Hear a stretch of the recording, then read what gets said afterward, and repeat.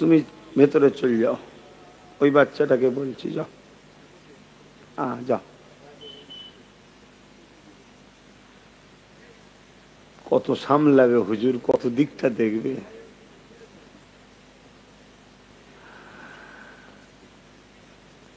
সাদা গে মাহশুর মে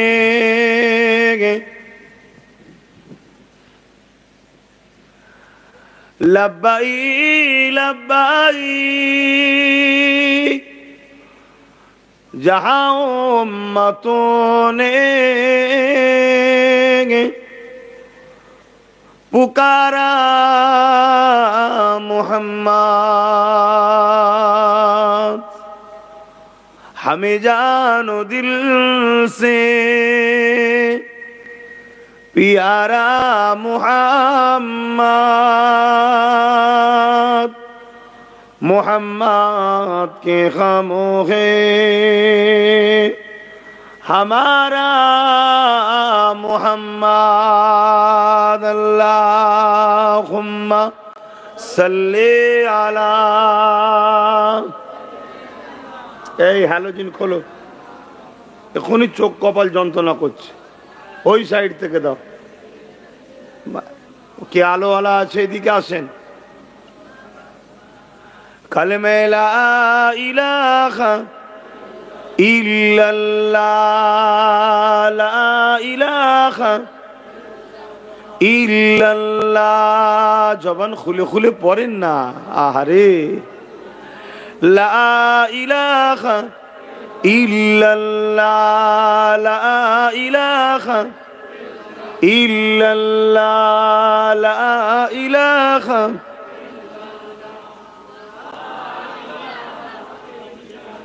हस्बी रब्बी जल्लल्लाह, माफी कल्बी खैरुल्लाह।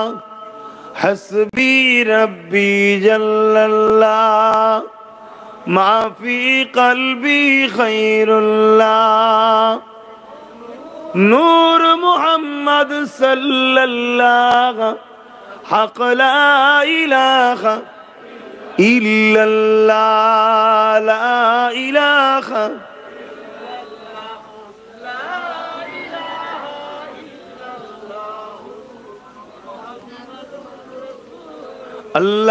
अल्लाहुम्मा सल्ली अला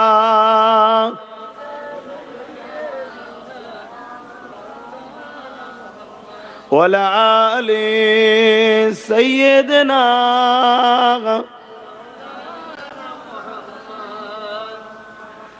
وقال الله تعالى في كلام المزيد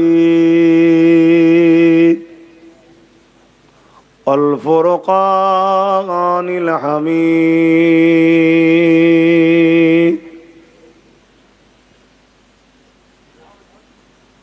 لقد كان لكم في رسول الله أسوة حسنة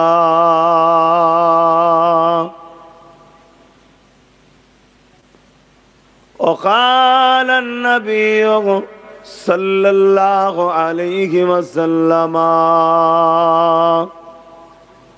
من أحب سنتي فقد أحبني ومن أحبني كان معي في الجنة।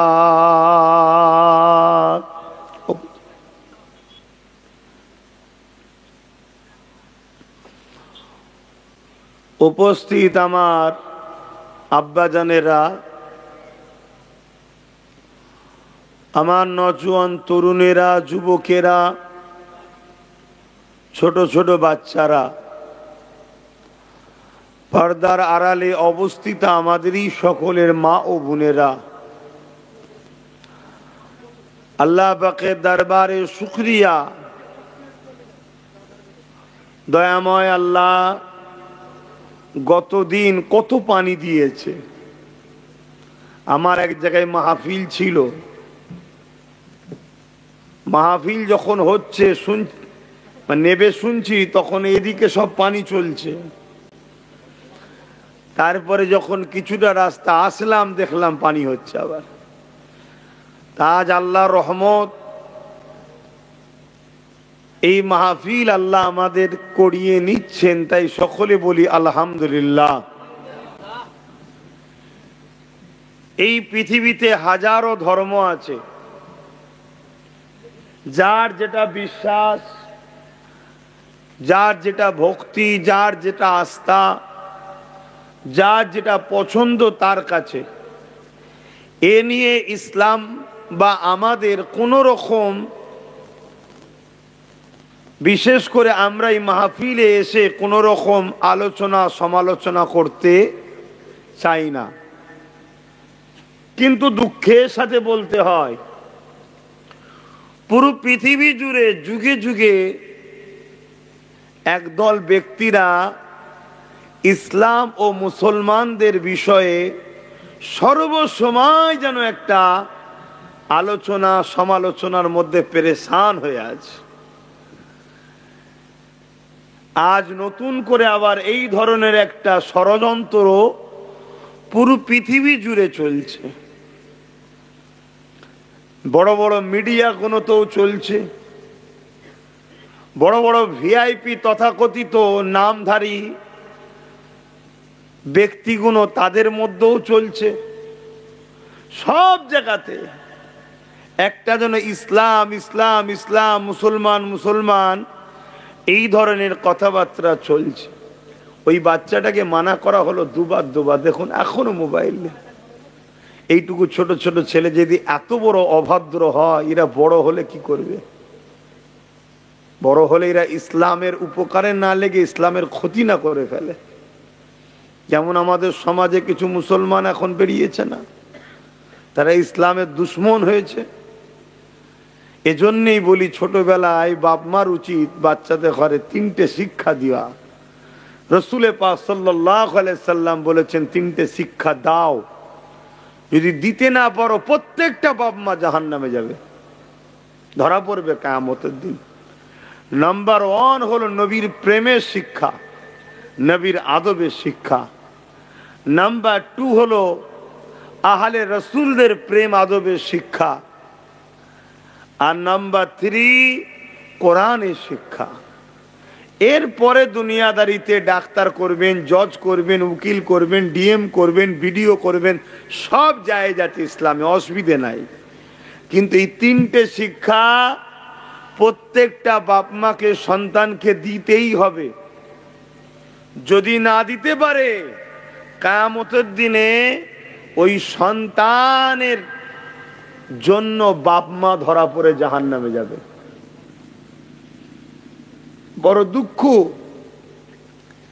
আজ পুরো পৃথিবী জুড়ে, আমেরিকা বলুন, ফ্রান্স বলুন, ব্রিটেন বলুন, ব্রাজিল, আর্জেন্টিনা বলুন, আর আমার দেশেই বলুন, একদল ব্যক্তি উঠে পড়ে লেগেছে, ইসলামকে মুছিয়ে দেব, ইসলামকে মিটিয়ে দেব।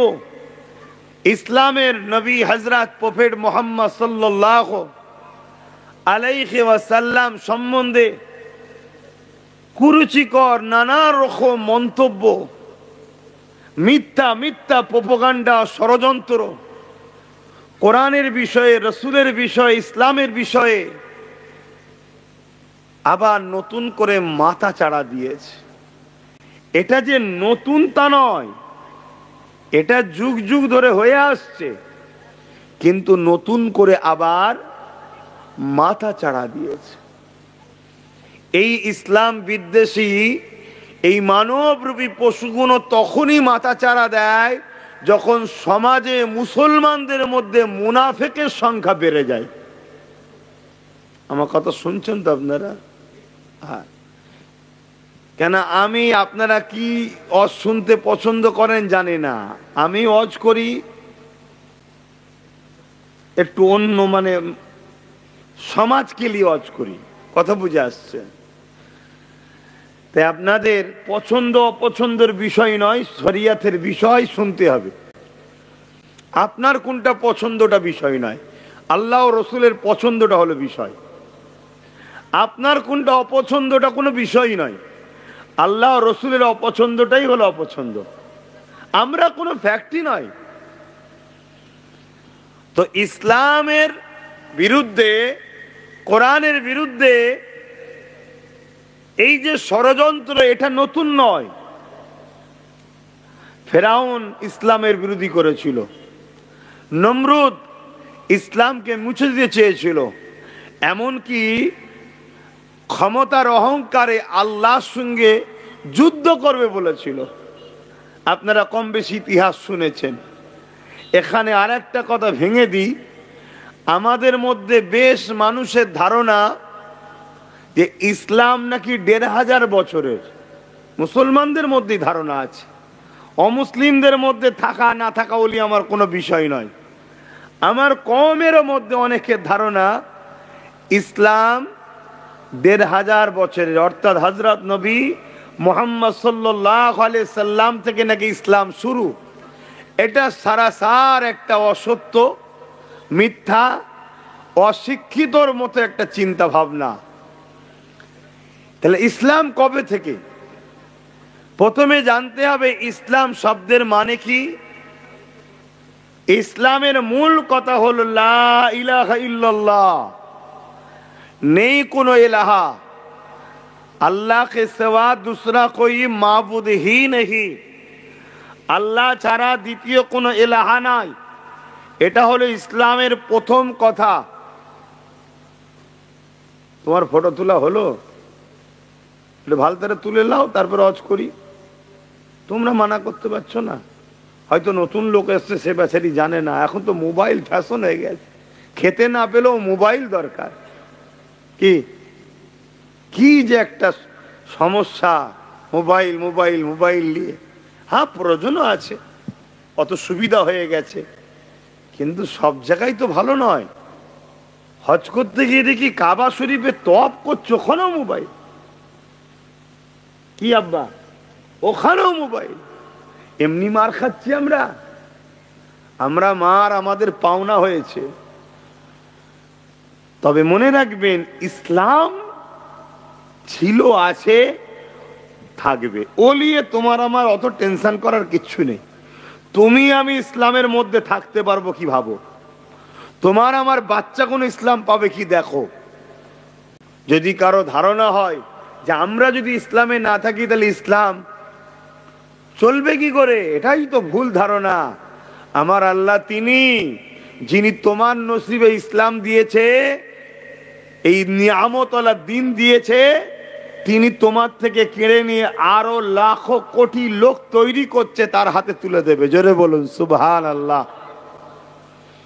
তো বিষয় উল্টো হয়ে যাবে না। একটা বিষয় বুঝাতে চাইছি, ওই ব্যাচ পরে ওরা কমিটির ছেলে ওখানে বসে বললো কেন, এই কমিটি, ও সব দেখে ঢুকে নিয়েছে বসাতে হবে, কি সমস্যা। আর এই হুজুরকে কেন দাওয়াত করেছি বাবা, খারাপ হুজুর, এ হুজুর ভালো নয়।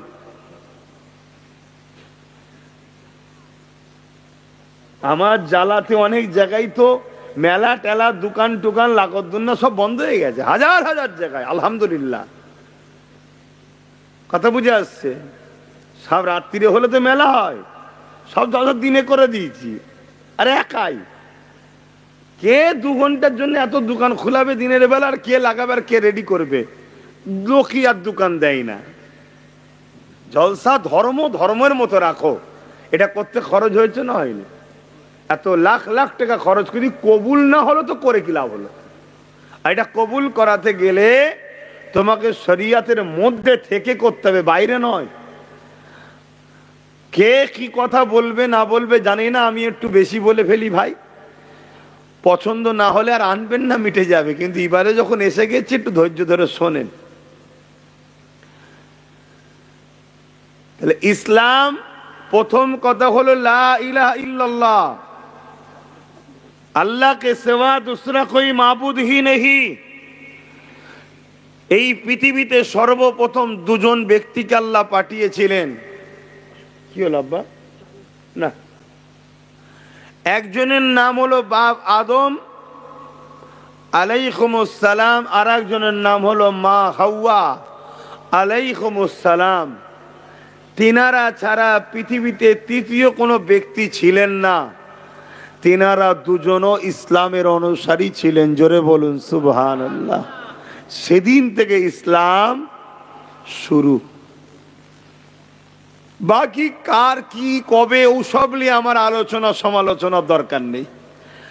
আমার দিন ইসলাম কবে থেকে সেটা তোমাকে একটু জানিয়ে দিলাম, মনে থাকবে।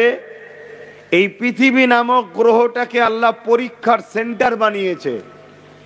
এখানে আল্লাহ আমাদেরকে পাঠায় আমরা কতটা মালিকের হতে পারি এ পরীক্ষার জন্য।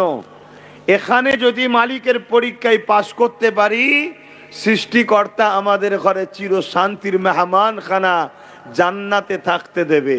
আর এখানে যদি ফেল হয়ে যায় তাহলে চির জাহান্নাম আযাবে রাখবে।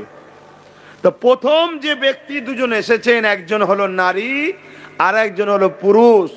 প্রত্যেকটা মনুষ্য জাতির প্রথম বাবা, প্রথম নারী। এই সূত্রে মা, এই সূত্রে হিন্দু, দলিত, আদিবাসী, শিখ, পাঞ্জাবি, খ্রিস্টান আমরা সবাই কিন্তু ভাই বোন। বাপ আদম, মা হাওয়ারই ছেলে, পুরো মনুষ্য জাতি। জোরে বলুন সুবহানাল্লাহ। সেদিন থেকে ইসলাম শুরু। আর একটু শুনলে খুশি হবেন যে ভারতবর্ষে ইসলাম কবে এসেছে।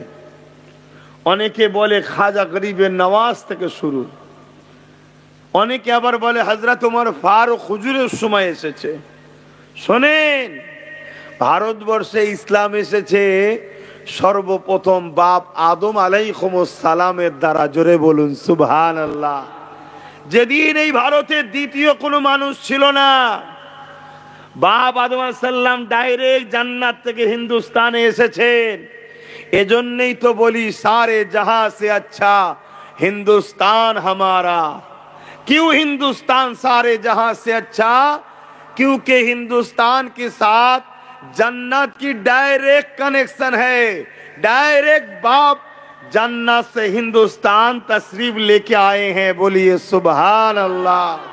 তাহলে হিন্দুস্তানে ইসলাম কবে বুঝে আসছে? আজ তো কিছু লোক ইসলাম মিটাতে লেগেছে। আরে এটা আমাদের বাপের দেশ, এটা আমাদের বাপ আদম আলাইহিস সালামের দেশ। আর জাজিরাতুল আরব ওটা হলো আম্মা জান হাওয়া এসেছিলেন। জোরে বলুন সুবহানাল্লাহ। তাহলে আমার নবী তিনি হলেন ইসলামের আখেরি মেসেঞ্জার, ইসলামের আখেরি রাসূল। কিন্তু তিনাকে আল্লাহ বানিয়েছেন সবার আগে। জোরে বলুন সুবহানাল্লাহ। কিন্তু বানালেন সবার শেষে। কারণ একটা আছে, এই যে সামনে কুরবানি আসছে, এ কুরবানি তো 10ই জিলহজ হলেই হয়ে যায়, কিন্তু কুরবানির চাঁদ একটা ওঠে। কিন্তু ঈদের চাঁদের অপেক্ষাতে আমরা সবাই থাকি, তাই তো নাকি? হ্যাঁ, কেউ এসে ইমাম সাহেবকে বলল, ইমাম সাহেব চাঁদ উঠেছে। ইমাম সাহেব কি জিজ্ঞেস করে? আপনি কি দেখেছেন? তখন তিনি যদি বলেন আমি শুনেছি, ইমাম সাহেব কিন্তু একটু অপেক্ষা করে। যদি একটা দেখাওয়ালা কেউ পায়, কি শোনার থেকে দেখাওয়ালার গুরুত্ব বেশি না কম? তাই অপেক্ষা করে। আবার দুজন আসলো, এসে বলল ইমাম সাহেব চাঁদ উঠেছে। ঠিকই বলছে, উঠেছে। কিন্তু ইমাম সাহেব জিজ্ঞেস করে চাঁদ যে উঠেছে দেখেছেন? বলল না, শুনেছি। ইমাম সাহেব কিন্তু এখনো অপেক্ষা করে। হঠাৎ করে একজন বলছে, ইমাম সাহেব ঘোষণা করেন চাঁদ উঠেছে, আমি শুনিনি, আমি দেখেছি। জোরে বলুন সুবহানাল্লাহ। ইমাম কি আর অপেক্ষা করবে?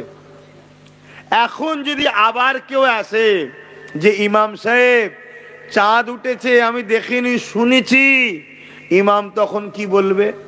যে এখন কেন এসেছো? যখন সুন্নেওয়ালাদের লাইন ছিল তখন আসতে হয়, দেখাওয়ালার পরে সুন্নেওয়ালার গুরুত্ব আর। তাহলে আমার সমস্ত নবীরা এসেছেন বলছেন আল্লাহ আছে। ঠিক বলছে না ভুল বলেছে? সত্য কথা। কিন্তু বাবা আদম আলাইহিস সালাম আপনি শুনে দেখেছেন? না, শুনেছি। মুসা আলাইহিস সালাম আল্লাহ আছে দেখেছেন? না, শুনেছি। ঈসা আলাইহিস সালাম আল্লাহ আছে দেখেছেন? না, শুনেছি। আমার নবী পাক সাল্লাল্লাহু আলাইহি ওয়াসাল্লাম এসে বললেন আল্লাহ আছে, আমি দেখেছি। জোরে বলুন সুবহানাল্লাহ। এখন বলুন আল্লাহু আকবার, আল্লাহু আকবার। এখন বলুন কেউ যদি আবার এসে বলে আল্লাহ আছে আমি শুনেছি, আর সেই নবীর গুরুত্ব থাকবে? এজন্য আল্লাহ আমার নবীকে বানিয়েছে সবার আগে, কিন্তু পাঠিয়েছেন সবার শেষে। জোরে বলুন সুবহানাল্লাহ। আল্লাহ নবী 570 খ্রিস্টাব্দে বারির রবিউল আউয়াল সোমবার সাদেকের সময় মক্কার জমিনে হযরতে আব্দুল্লাহ হুজুরের ঘরে আম্মা আমিনা হুজুরের কোলে দুনিয়ার মানুষকে সত্য রাস্তা দেখাবার জন্যে, ইনসাফের রাস্তা দেখাবার জন্যে, ইনসানিয়তের রাস্তা দেখাবার জন্যে, প্রেমের রাস্তা দেখাবার জন্যে, মানবতার রাস্তা দেখাবার জন্যে, অসহায় গরিব কোনকে জালিমদের হাত থেকে বাঁচাবার জন্যে, এই জমিনের ওপর ইনসাফ প্রতিষ্ঠিত করার জন্য, ক্ষুধার্ত মানুষকে খানার ব্যবস্থা করার জন্য এ যুবকেরা আল্লাহ নবী রাহমাতাল লিল আলামিন হয়ে দুনিয়ায় এসেছে।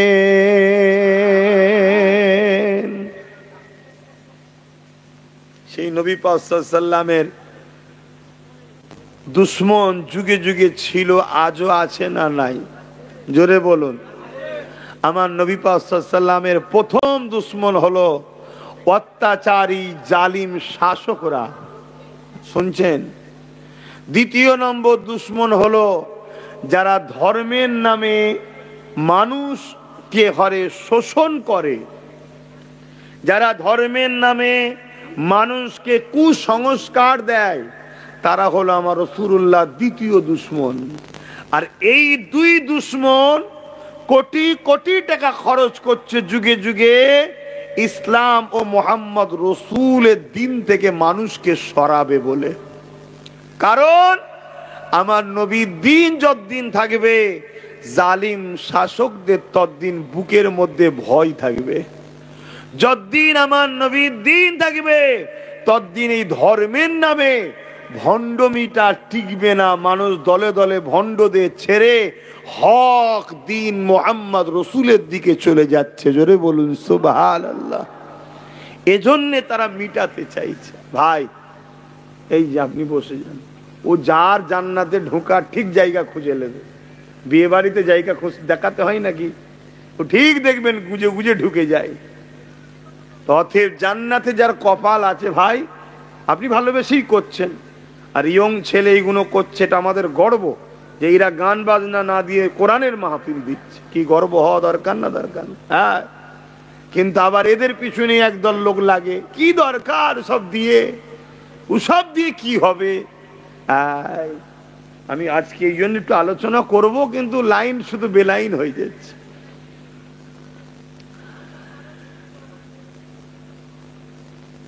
মুখে কথা না বলে আস্তে আস্তে কাজ করে। তো ভাইয়েরা আমার, যুগে যুগে ইসলামের বিরোধী কারা ছিল খেয়াল করে দেখুন।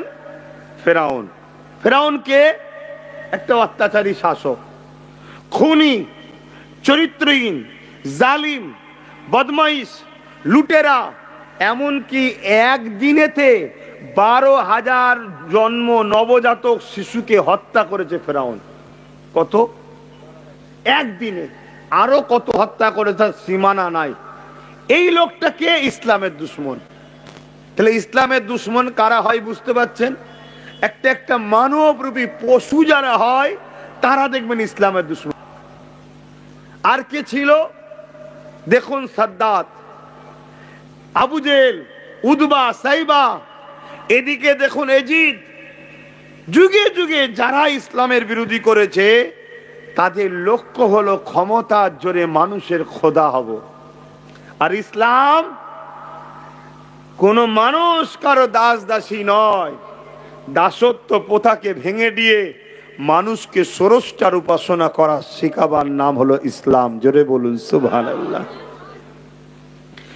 এজন্যে যুগে যুগে ইসলামের বিরুদ্ধে অত্যাচারী জালিম শাসকেরা যারা ক্ষমতা জোরে মানুষের প্রভু হবার স্বপ্ন দেখেছিল, তারা ইসলামের বিরোধী করেছে।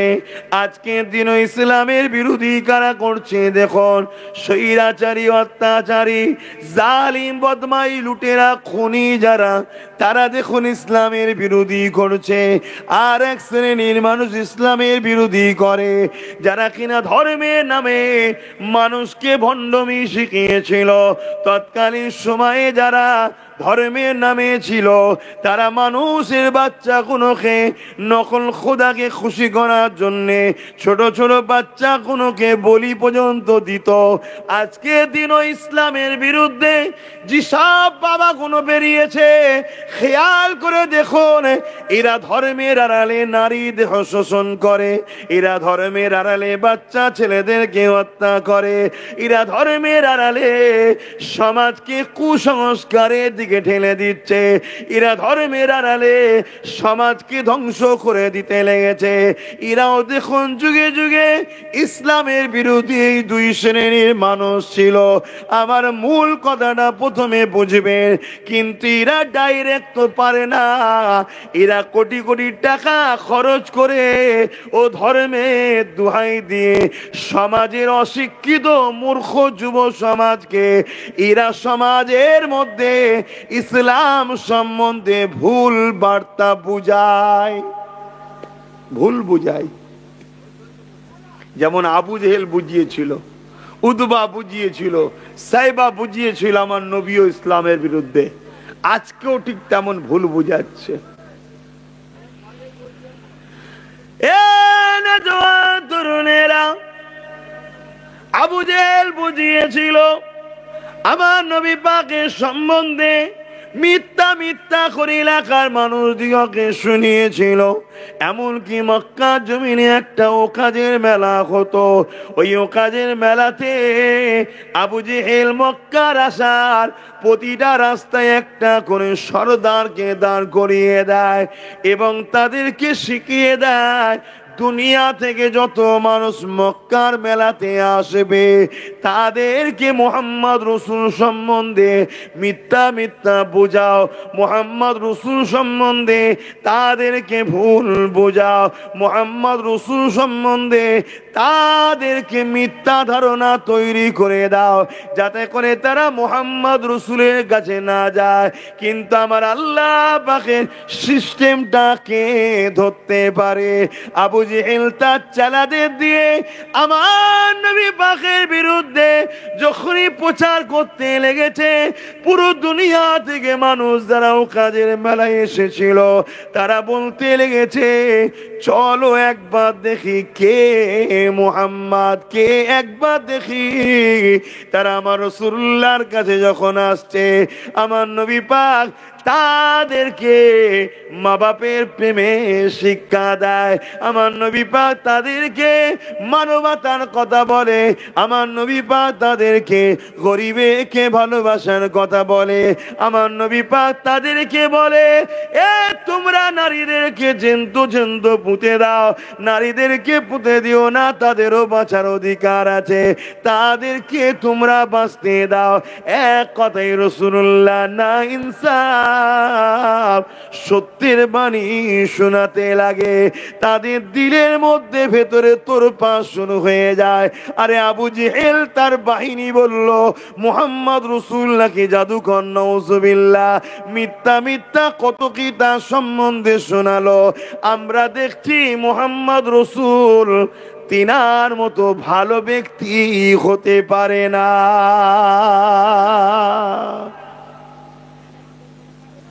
অনেক সময় দেখবেন মিথ্যা প্রচারও কিন্তু ফায়দা দেয়, যদি সেটা সলিড হয়। ভেজাল হলে তার হবে না, না সলিড যদি হয়। আমার রাসূল পাক সাল্লাল্লাহু আলাইহি সাল্লামের বিরুদ্ধে নানা রকম ভাবে মিথ্যা প্রচার হয়েছিল। যেমন আজকেও আমেরিকা ফিল্ম তৈরি করেছে, বারবার করেছে না করেনি, সেই ফিল্মে আমার রাসূল পাক ও সাহাবাদের বিষয়ে মিথ্যা মিথ্যা যেসব কথাগুলো আমার ভাষায় বলা আমাকে ভয় লাগে যে আল্লাহ না নারাজ হয়ে যায়। মিথ্যা প্রচার করেছে কেন? আমেরিকার যুবক যুবতীরা দলে দলে সব ইসলাম কবুল করছে, জোরে বলুন সুবহানাল্লাহ। তারা তাদের ঘরে সন্তানদের ঘরে রুখতে পারছে না, শুনছেন তো, রুখতে পারছে না। তাই তারা কি করবে, তারা সিনেমা দেখাতে অভ্যস্ত, তারা ওই থিয়েটার সিনেমা যাত্রা এসব দেখাতে তারা ছোটবেলা থেকে অভ্যস্ত। তাই নানা রকম মিথ্যা সিনেমা তৈরি করেছে, যে সিনেমাতে আমার নবী ও সাহাবাদের চরিত্রে ওই দাগগুলো লাগাচ্ছে যে দাগ মূলত আবু জেহেলের ছিল, উদবার ছিল, ফেরাউনের ছিল। অর্থাৎ বর্তমান আমেরিকার যে চরিত্র, সেই চরিত্র তারা আমার রাসূলুল্লাহর গায়ে লাগাচ্ছে, যে কোনো সমাজ বিরোধী কাজ। কিন্তু তারা ওই সিনেমা দেখেই কিন্তু আমার দেশের ওই মূর্খদের মতো হই হই কিন্তু করেনি। আমার দেশেও সিনেমা দেখানো হচ্ছে, জানেন তো নাকি? একটু হ্যাঁ কি না বলবেন তো, কোন কবরস্থানে এসে বসলাম আমি? হ্যাঁ, একটু হ্যাঁ কি না বলেন। আমার দেশে এরকম ষড়যন্ত্র চলছে, জানেন তো নাকি? কেন? ওই একটাই কারণ, লোক দলে দলে মুহাম্মদ রসুল ও দ্বীন ইসলামকে পছন্দ করছে, জোরে বলুন সুবহানাল্লাহ। মানুষ তো বাঁচতে চাইছে, মানুষ তো রেপের হাত থেকে রক্ষা পেতে চাইছে, মানুষ তো দুর্নীতি মুক্ত সমাজ চাইছে, মানুষ তো খুন মুক্ত সমাজ চাইছে, মানুষ তো সন্ত্রাস মুক্ত সমাজ চাইছে, মানুষ তো এই সমাজের বুকে ইনসাফ ইনসানিয়াত প্রতিষ্ঠিত চাইছে। মানুষ তাই তালাশ করছে কোথায় গেলে জুলুম থেকে মুক্ত হবে, কোথায় গেলে ইনসাফ পাবো, কোথায় গেলে ইনসানিয়াত পাবো। কিন্তু দুঃখের বিষয়, আমরা মুসলমান নামে তালপুকুর ঘটি ডোবে না। আমাদের জন্য ইসলামের চরম ক্ষতি হচ্ছে, কেন আমাদের কালচার, আমাদের উঠাবাস, আমাদের চালচলন সব ইসলাম বিদ্বেষীদের মতো। তাই আজকে অনেক ভাই আমাদের ঘরে দেখে ইসলামকে ভুল বুঝছে, কিন্তু তাদের মধ্যে থেকে যারা শিক্ষিত সমাজ, তারা গুগলের সাইডে চলে যাচ্ছে, নবীর জীবনী পড়ছে, কোরআন পড়ছে। তারা দেখছে আরে বাঁচতে গেলে মোহাম্মদ রসুল ছাড়া নিরাপদ নয়। তারা দলে দলে সব ইসলাম কবুল করছে, জোরে বলুন সুবহানাল্লাহ। আমেরিকা দেখছে কি করে রুখা যায়, এজন্য তারা আমার নবীর নিয়ে নানান মিথ্যা ষড়যন্ত্র চালাচ্ছে। আমরাও দেখছি সোশ্যাল মিডিয়ায়, আমার বাংলাতেও শুরু হয়েছে, এতদিন ছিল না, আমার বাংলাতেও শুরু হয়েছে। আমার নবীর বিরুদ্ধে উল্টো পাল্টা কথা ছড়ানো হচ্ছে, হচ্ছে না হয়নি? হ্যাঁ, এটা রিসেন্ট শুরু হয়েছে। কেন? সরকার গাফলতি থাকলে এগুলো হওয়া সম্ভব। সরকার যদি করা হয় যে কারো ধর্ম গুরুদের বিষয়ে আঘাত দিলে একটাই শাস্তি, মৃত্যুদণ্ড, তাহলে কারো সাহস, জোরে বলুন, হয় না। কিন্তু দুঃখের বিষয়, আমরা নিজেদের পেটের কথা যতটা চিন্তা করি, তার 1% দিনের কথা চিন্তা করি না। তো এজন্যে আজকে যারা মানুষের মধ্যেই পড়ে না, মানুষ বলতে কি বুঝি আমরা? দুটো হাত, দুটো পা, দুটো কান, দুটো চোখ, খাই ঘুমোই, আর এগুলো তো জীবজন্তুরও আছে। যারা মানুষের মধ্যেই পড়ে না, তারা আমার নবীর ছোট বড় কথা বলে যাচ্ছে, এটাও আমাদের দোষ। এর জন্য আল্লাহ আমাদেরকে, জালিমদেরকে ক্ষমতায় বসে আমাদেরকে সাইজ করছে আল্লাহ, এটা আমাদের পাওনা। আল্লাহ সূরা বাকারার মধ্যে জানিয়ে দেয়, এ দুনিয়া মানুষেরা, তোমরা যখন আমি আল্লাহ আমার হাবিব থেকে দূরে সরে গিয়ে যাদের দলদাস হয়ে যাবে, যাদেরকে তোমরা প্রাধান্য দেবে, আমি আল্লাহ তাদের হাতে তোমাদেরকে জিল্লাত দেব। আমি আল্লাহ তাদেরকে ক্ষমতাশালী করে তাদের হাতে তোমাদেরকে মিটিয়ে দেব। কেন? তোমরা বলেছো আমরা আল্লাহকে মানি, তোমরা বলেছো আমরা রাসূলুল্লাহকে মানি, কিন্তু তোমাদের কাজ কথাবার্তা আখলাক চলাফেরাতে আল্লাহ মানা নবী মানা নাই। উপরন্তু আল্লাহ ও নবীর দুশমন যারা, তাদেরকে সহযোগিতা করো। এই জন্যই আমার আল্লাহ তাদেরকে ক্ষমতাশালী করে তাদের হাতে আল্লাহ পাক আমাদেরকে মিটিয়ে দেবে। এ যুবকেরা, তরুণেরা, আল্লাহ নবী, নবী, দয়া নবী এই ন্যায়ের কথা যখন প্রচার করতে লাগলো, তৎকালীন সময় জালিম অত্যাচারী আবু জেহেল দেখলো মুহাম্মদ রসুলকে যদি রুখা না যায় আমার জুলুমের সাম্রাজ্য চলে যাবে, আমার অত্যাচারের সাম্রাজ্য চলে যাবে। আমি যে মানুষকে আতঙ্ক তৈরি করে মানুষকে গোলাম বানিয়ে রেখেছি, মানুষকে আমার দাস দাসী বানিয়ে রেখেছি, মানুষের উপরে নিজেকে প্রভু করে বানিয়ে রেখেছি, মুহাম্মদ রসুলকে যদি রুখা না যায় তাহলে মানুষ আমার দিক দিয়ে চলে যাবে। কেননা মুহাম্মদ রসুল এই জুলুমকে খতম করতে এসেছে, মুহাম্মদ রসুল খোদার্থ মানুষকে বাঁচাতে এসেছে, মুহাম্মদ রসুল অন্যায়কে বন্ধ করতে এসেছে, মুহাম্মদ রসুল এতিমের অধিকার দিতে এসেছে, মুহাম্মদ রসুল বিধবার মর্যাদা দিতে এসেছে, মুহাম্মদ রসুল মানুষের চোখের পানি মুছতে এসেছে। আর আমি আবু জেহেল ক্ষমতার জোর দিয়ে মানুষকে দাসী বানিয়ে দিয়েছি। মুহাম্মদ রসুল তো দাসত্ব শিকার ভাঙিয়ে দিয়ে মানুষকে এক রবের দাসত্বর দিকে ডাকতে এসেছে। তাই আবু জেহেল নানান দিক দিয়ে আল্লাহ নবীকে রুখতে চেয়েছিল। ওই রুখার মধ্যে একটা রুখা হলো আমার নবী পাকের বিরুদ্ধে মিথ্যা প্রচার করেছে। কিন্তু যাদের কাছে প্রচার করেছে তাদের মধ্যে একটা কৌতূহল হলো, আমার নবী ইলিয়ে জানতে চাইলো।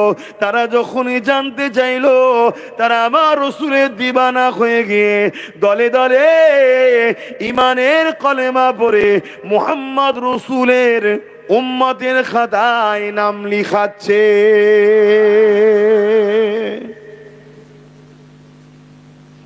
আজকে আমার দেশেও কিন্তু এরম চলছে। আজকে আমার দেশে যেসব ক্ষমতাশালী আবু জেহেল গুলো আছে এরাও দেখছে মুহাম্মদ রসুল যদি থাকে, দিন ইসলাম যদি থাকে, তাহলে আমরা যে গরিব শ্রেণীকে জুলুম করব, তাদেরকে লুটবো, তাদেরকে গোলাম বানাবো, এটা সম্ভব নয়। কেন? মুসলমান অন্যায়ের প্রতিবাদ করার নাম ইসলাম, ন্যায়ের পক্ষে থাকার নাম ইসলাম। খুব ভালো করে শোনেন, যে অন্যায় দেখে প্রতিবাদ করে না তার মধ্যে ঈমান থাকে না, এর নাম ইসলাম। তাহলে আমাদের কি দশা হচ্ছে ভাবুন। আমার ডিউটিতে এনেছেন, হক কথাটা শুনিয়ে যাব, এবারে নেবেন কি নেবেন না সব আপনার নিজ নিজ ব্যাপার। জবাব আমি লব না, জবাব লেবে সুম্মা নুফিকা উখরা ফাইযা হুম কিয়ামুন ইয়ানজিরুন। যেদিনটা হবে ময়দানে মাশো সব বাইকে উঠানো হবে। যেমন জমিনে নাগল দিলে জমিন ফেটে আলু ওঠে, ওই রকম মানুষগুলো সব উঠবে।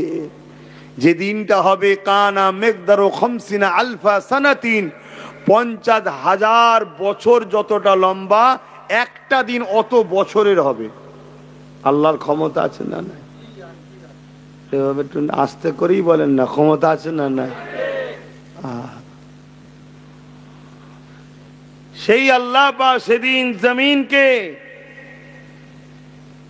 সূর্যকে মাথার এক বেগদা ইখতিলা এক হাত উপরে আল্লাহ নাবিয়ে দেবে। বর্তমান যে সূর্যের তাপ তা থেকে 12 গুণ তাপ আরো বেড়ে যাবে। সেই দিনটা হবে আমাদের বিচারের দিন। আমি আব্বাস সিদ্দিকী পীরের ছেলে, আমাকে ওই দিনে দাঁড়াতে হবে। আপনি নামাজি, আপনি রোজাদার, আপনি হাজি, প্রত্যেকটা বান্দা বান্দিকে ওই দিনে সবাইকে দাঁড়াতে হবে। এ যুবকেরা, আদম আলাইহিস সালাম থেকে শুরু করে ঈসা আলাইহিস সালাম সবাই ময়দানে মাশরে দাঁড়াবে। এ নওজোয়ান তরুণীরা, বাপেরা, ওই ময়দানে মাশরটা এত কঠিন দিন হবে। আল্লাহ নবী জানিয়ে দিলেন, যে দিনেতে বাপ নিজের ছেলেকে জমিনে শুইয়ে দিয়ে তার বুকের উপরে পা দিয়ে দাঁড়িয়ে যাবে। এ আমার আব্বা জানেরা, মন দিয়ে পিছনে আজকে ছেলের ভবিষ্যতের জন্য হারাম হালাল বিবেচনা করলেন না, যা পারলেন লুটে মুটে নিয়ে চলে এলেন। মনে রাখবেন কিয়ামতের দিনে ওই ছেলে বাপের বুকের উপরে পা দিয়ে দাঁড়িয়ে যাবে। কিয়ামতের দিনে এমনও বাপ পাওয়া যাবে ছেলেকে জমিনে শুইয়ে দিয়ে তার বুকের উপরে পা দিয়ে দাঁড়িয়ে যাবে। কিয়ামতের দিনে এমনও মা পাওয়া যাবে নিজের মেয়েকে জমিনে শুইয়ে দিয়ে তার বুকের উপরে পা দিয়ে দাঁড়িয়ে যাবে। কিয়ামতের দিনে এমনও মেয়ে পাওয়া যাবে নিজের জনম দুঃখিনী মা, 10 মাস 10 দিন গর্ভে ধরেনি মা, ওই মাকেও জমিনে শুইয়ে দিয়ে তার বুকের উপরে পা দিয়ে দাঁড়িয়ে যাবে। এক কথায় যার যার উপরে জোর চলবে সে তাকে জমিনে শুইয়ে দিয়ে তার বুকের উপরে পা দিয়ে দাঁড়িয়ে যাবে। সাহাবা হুজুররা কাঁদতে লাগলেন, ইয়া রাসূলুল্লাহ হাবিবাল্লাহ এই রকমটা কেন হবে? আল্লাহ নবী জানিয়ে দিলে সূর্যের তাপে জমিনটা এত লাল হয়ে যাবে যেমন লোহা গুনে দিয়ে পুরে গরম লাল হয়ে যায়, ওই জমিনটা পুরে লাল গরম হয়ে যাবে। মানুষ জমিনের উপরে দাঁড়াতে পারবে না, তাই যে যাকে পারবে জোর কোনো শুইয়ে দিয়ে তার বুকের উপরে পা দিয়ে দাঁড়িয়ে যাবে। শুনছেন তো কি হবে আমাদের? আমাদের সেদিন কি হবে? সামান্য এই রোদ আমরা সহ্য করতে পারছি না, আমরা দুনিয়া দুনিয়া দুনিয়া করে পাগল। আর যদি জানতাম দুনিয়া দুনিয়া করে পাগল করে এক একজন হাজার হাজার কোটি টাকার মালিক হয়ে গেছে, তাও নাই জানতাম যে যাক দুনিয়া একটু মজা করে নিচ্ছে। সেই তো ছিবড়ে ছাড়ার কি পাচ্ছি আমরা। আর আমরা এই গাফিল হওয়ার জন্য আজকের আবু জেহেল আর আজকের ধর্মের নামে ভণ্ডগুলো আজকের কিছু যুব সমাজকে কাজ কারবার না দিয়ে তাদের হাতে মদ বোতল ধরিয়ে দিয়েছে, আর তাদের দ্বারা ইসলামের বিরুদ্ধে ভুল বুঝিয়ে তাদেরকে লাগিয়ে দিয়েছে। তারা মসজিদের সামনে গিয়ে ডিস্টার্ব করছে, কবরস্থানের সামনে গিয়ে ডিস্টার্ব করছে, কবর থেকে মুর্দাকে বার করে তার সাথে সেলফি তুলছে। দেখেন না, এসব আজকের আবু জেহেলদের তৈরি করা লোক। এই যুব সমাজ এদেরকে প্রথম শিক্ষা দেয়নি, দ্বিতীয় কাজ দেয়নি, তারপরে দিয়েছে কিছু ভাড়াটিয়ার টাকা আর মদের বোতল। বিবেচনা যে করবে আমেরিকার যুব সমাজদের মতো এইটুকু জ্ঞানও তাদের পেটে নাই যে আজকে আমি কি করছি, এই বিবেচনাটুকু নাই। তারা কি করছে? মুসলমান দেখলেই ধরে কুপিয়ে কুপিয়ে মেরে দিচ্ছে। আজকে বিভিন্ন রাজ্যে আমাদের ছেলেরা কাজ করতে যায়, বিভিন্ন রাজ্যে। এক তো বাঙালির ওপরে হিংসা আছে একটা, এটা অনেক আগেকারের, আপনারা জানেন কি জানি না, ইতিহাস পড়েছেন কি জানি না।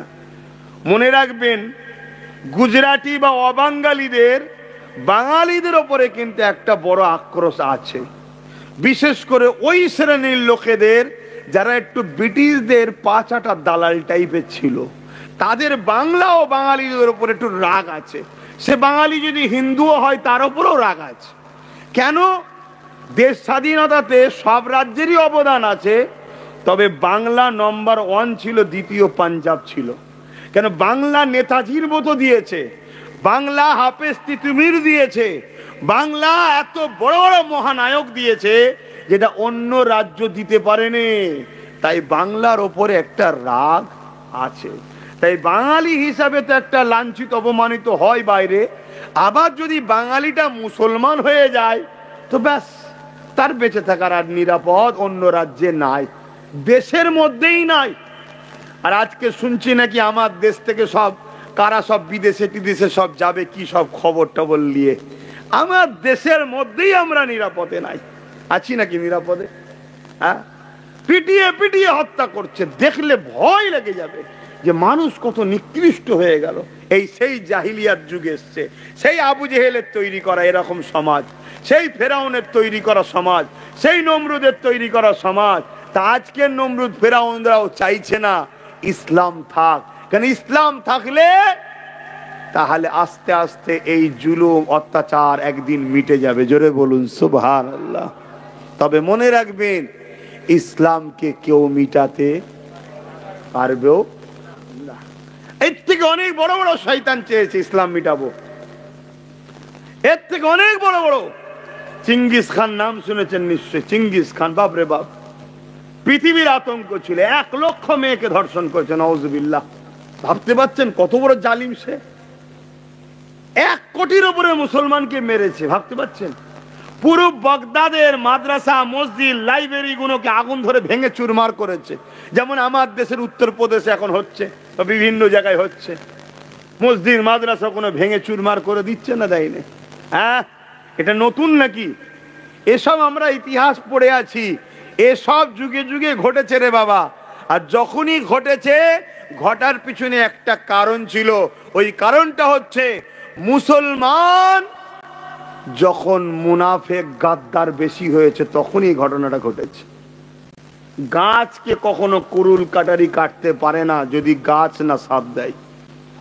তাই ইসলামের মধ্যে যখন মুনাফেক মুসলমান আর গাদ্দার মুসলমান বেড়েছে, তখন এই সকল শক্তিগুলো তখন মাথা চাড়া দিয়েছে। আর এটাও শুনে রাখেন, আমরা যতবার বিজয় লাভ করেছি সংখ্যা দিয়ে নয়, অস্ত্র দিয়ে নয়, ম্যান পাওয়ার দিয়ে নয়, মানি পাওয়ার দিয়ে নয়, মাসুল পাওয়ার দিয়ে নয়। আমরা যতবার বিজয় লাভ করেছি সংখ্যা কম ছিল, কিন্তু ইমানের পাওয়ারে আল্লাহ আমাদের জিতিয়েছে। জোরে বলুন সুবহানাল্লাহ। আর এখন আমাদের ইমানটাও তো দুর্বল। কি ইমান দুর্বল আছে না? নাই। আল্লাহ নবী বললেন, অন্যায় দেখলে হাত দিয়ে রোখো, যদি হাত দিয়ে রুখতে না পারো, অন্যায়ের বিরুদ্ধে মুখ দিয়ে প্রতিবাদ করো। যদি মুখ দিয়ে প্রতিবাদ না করতে পারো, অন্যায়কে ঘৃণা করে দূরে সরে যাও। যদি এই তিনটের মধ্যে কোনোটা যদি না পাওয়া যায়, অর্থাৎ অন্যায় কেউ দেখলো, সে হাত দিয়ে প্রতিবাদ করলো না, দ্বিতীয় নম্বর মুখ দিয়েও প্রতিবাদ করলো না, দ্বিতীয় নম্বর অন্তরে ঘৃণা করলো না, আল্লাহ নবী বলছেন তার মধ্যে ঈমান নাই।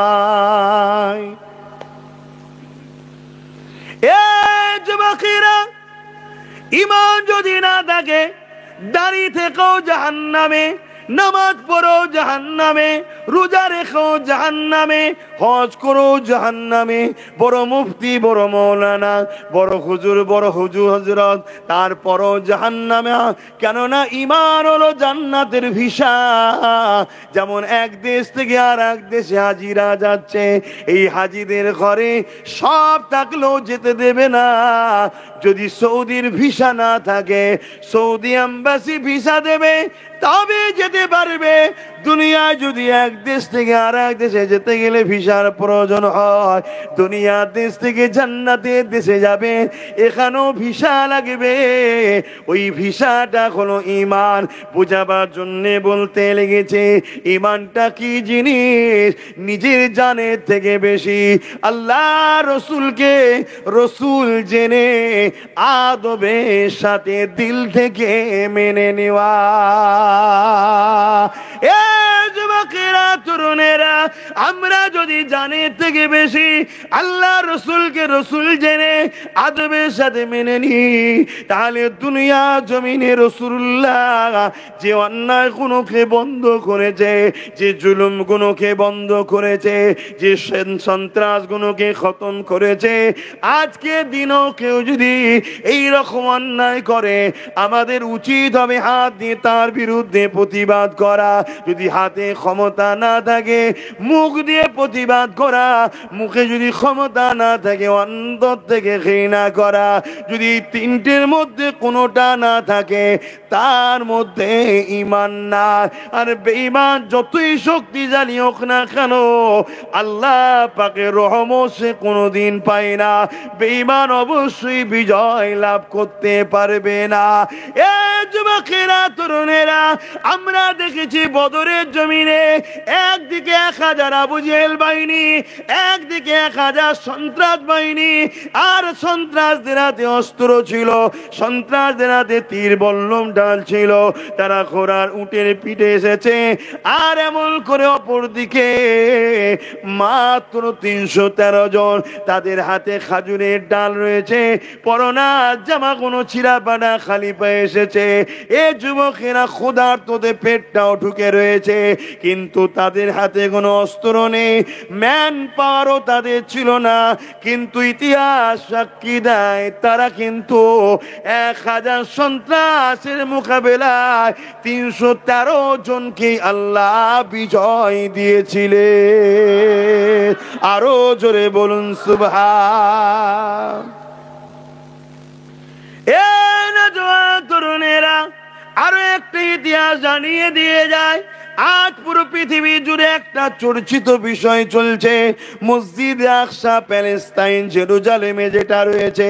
অ্যাকচুয়ালি মসজিদে আকসা এটা হলো ইসলামের প্রথম কিবলা, কিন্তু দুঃখের বিষয় জার্মানি যখন হিটলার ইহুদিদের ঘরে মেয়ে শেষ করে দিচ্ছিল, তখন ব্রিটেন কিন্তু ইহুদিদের ঘরে নিজের দেশে ঢুকতে দেয়নি, ফ্রান্স ঢুকতে দেয়নি, জাপান ঢুকতে দেয়নি, কেউ ঢুকতে দেয়নি। হিটলার যখন ইহুদিদের ঘরে মেরে দিচ্ছিল, ওই সময় প্যালেস্তাইনের মুসলমানেরা, আল্লাহর প্রেমিকেরা, তারা দয়া দেখিয়েছিল। আরে ছোট ছোট বাচ্চা কোনো কিনে কোথায় যাবে, এই পরিবার নারীদের নিয়ে কোথায় যাবে, তাই তারা দরজা খুলে থাকতে দিয়েছিল। কিন্তু অভিশপ্ত ইহুদি জাত, ওই গাদ্দার ইহুদি জাত, আজ তারা প্যালেস্তাইনের বিরুদ্ধে তারা নিজেরাই তাদেরকে মারছে।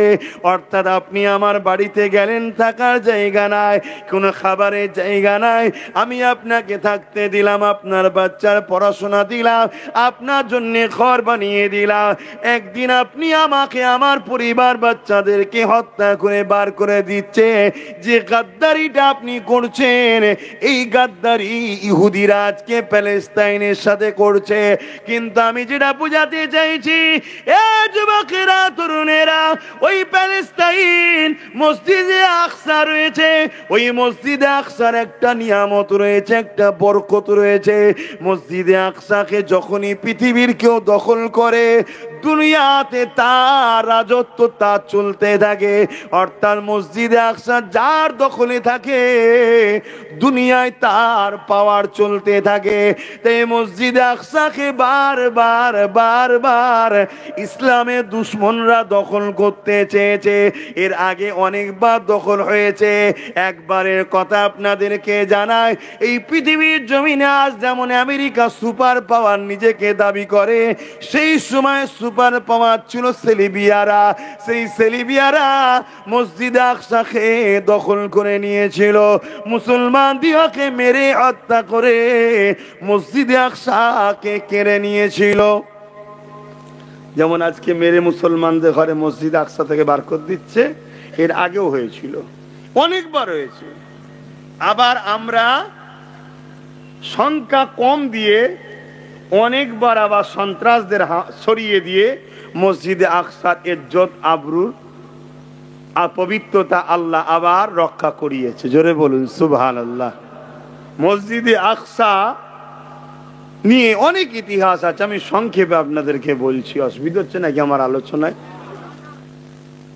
তো এই মসজিদে আকসাকে যখন দখল করে নেয় সেলিবিয়ারা, তখন এই পৃথিবীতে এক মায়ের গর্ভ থেকে একটা সন্তান জন্মগ্রহণ করেন। আসেন বস।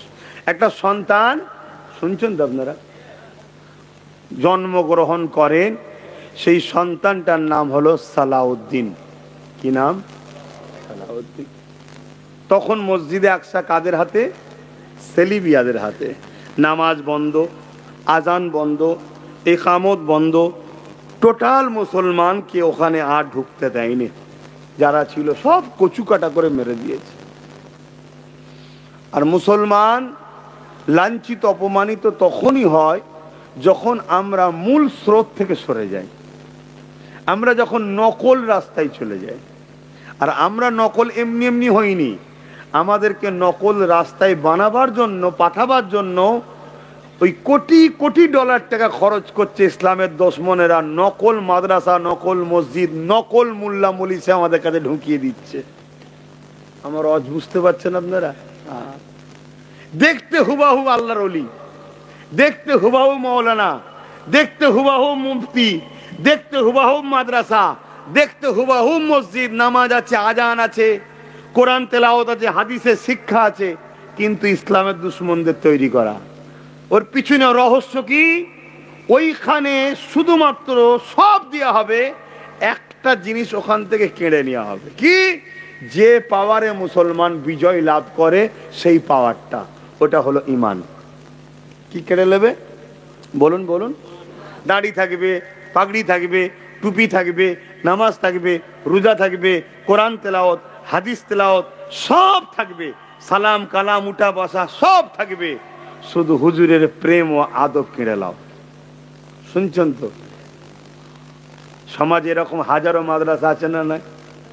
হাজারো মসজিদ এরকম আছে না নাই? হাজারো আলেম উলামা, ইমাম, মুফতি এরকম আছে না নাই? এগুলো সব ইসলামের দুশমনদের টাকায় চলছে। এদের কাজ হলো একটা, আমাদের থেকে শুধু ঈমানকে কেড়ে নাও। এই যে গাছ দেখবেন ডালপালা ফলমূল থাকে না, এগুলো থাকে থাক, ওতে হাত দিস না। ডাল কাটলে বাইরে দেখা যাবে, লোক ঝড়া লেগে যাবে। কেউ যদি বলেন নামাজ 4 ওয়াক্ত, মারপিট হবে না? হবে না? এক কথা বলেন। অতএব নামাজ 5 ওয়াক্ত 5 ওয়াক্তই থাক, ওতে নিষেধ করিস নি। কেন? নামাজটা হলো ডাল গাছের, কাটতে গেলেই লোক দেখতে পেলে যাবে। কেউ যদি বলে রোজা ও অতদিন রাখার দরকার নেই, 10 দিন রাখলেই হবে, মারপিট হবে না? হবে না? কেউ মানবে তার কথা? কেন? ওটা হচ্ছে ডাল গাছের। কিন্তু গাছের সেবক সেজে, গাছের পাহারাদার সেজে গাছের গোড়ায় যদি পানি দেয়, আর পানিটা যদি গরম পানি দেয়, মূলটা মারা গেলে ডালটা থাকবে, ফলটা থাকবে, পাতাটা থাকবে, অতএব মূলটাকে মেরে দেয়, মুসলমান এমনি শেষে যাবে। নামাজ থাকবে, সুদ খাওয়া ছাড়বে না, সমাজে হচ্ছে না? হয়নি? নামাজ থাকবে, ব্যাটার বেদিয়ে পণ খাওয়া ছাড়বে না, হচ্ছে না? হয় না? নামাজ থাকবে, নিজের ভাইয়ের বিরুদ্ধে কেস করবে। এক মুসলমান যদি আর এক মুসলমানকে ঘৃণা করে, সে জান্নাতের খুশবু পাবে না। আর আমরা মুসলমানকে মার্ডার করি। কেন হচ্ছে এটা? আমাদের মধ্যে থেকে ঈমানটাকে বার। শুনছেন আমার কথা? আমার জানি না আপনাদের আমার বুঝে আসছে কিনা। এটাই হলো পরিকল্পনা ইসলাম বিদ্বেষীদের। কেন? তারা যতবার আমাদের বিরুদ্ধে যুদ্ধে নেমেছে, ততবারই তাদের সংখ্যা বেশি ছিল, অস্ত্র তাদের হাতে ছিল, পাওয়ার তাদের হাতে ছিল, পুলিশ তাদের হাতে ছিল, মিলিটারি তাদের হাতে ছিল, অস্ত্র তাদের হাতে ছিল, রাত পাওয়ার তাদের হাতে ছিল, কিন্তু প্রত্যেকবারে তারা হেরেছে, আমরা জিতেছি। তারা তো চিন্তা করছে না যে কি ব্যাপার, সংখ্যা আমাদের বেশি, টাকা আমাদের বেশি, পাওয়ার আমাদের বেশি, অস্ত্র বেশি, সব আমাদের, তারপরেও ওরা যেতে কি করে? আমরা যেতি আল্লাহর রহমতে। জোরে বলুন সুবহানাল্লাহ। তাই তো নাকি? তা আল্লাহর রহমতটা কি? ওমা আরসালনাকা ইল্লা রাহমাতাল লিল আলামিন। আল্লাহর রহমতটাই তো হলো মুহাম্মদ সাল্লাল্লাহু আলাইহি ওয়াসাল্লাম। জোরে বলুন সুবহানাল্লাহ। অর্থাৎ আমাদের দিলে হুজুরের প্রেম ও আদব আছে, তাই আল্লাহ এই ঈমানের দ্বারা আমাদের জিতায়। এক গরিবে নওয়াজ মঈনুদ্দিন আজমিরি কখনো ভেবে দেখেছেন পুরো ভারতবর্ষের অত্যাচার জুলুম ছিল, গরিবে নওয়াজকে কোনোভাবে ঢুকতে দেবে না, কোনোভাবে ঢুকতে দেবে না। প্রত্যেকটা বর্ডার সিল ছিল, গরিবে নওয়াজ ওপেন আসছে। যারা গরিবে নওয়াজকে অ্যারেস্ট করে বলে দাঁড়িয়ে আছে, গরিবে নওয়াজকে দেখার পরে তারাই আদবের সঙ্গে দাঁড়িয়ে যাচ্ছে। কি ব্যাপার? একাশ রাস্তায় আস্তে আস্তে আস্তে 39 বা 40 জনকে হুজুর সাথে নিয়েছে।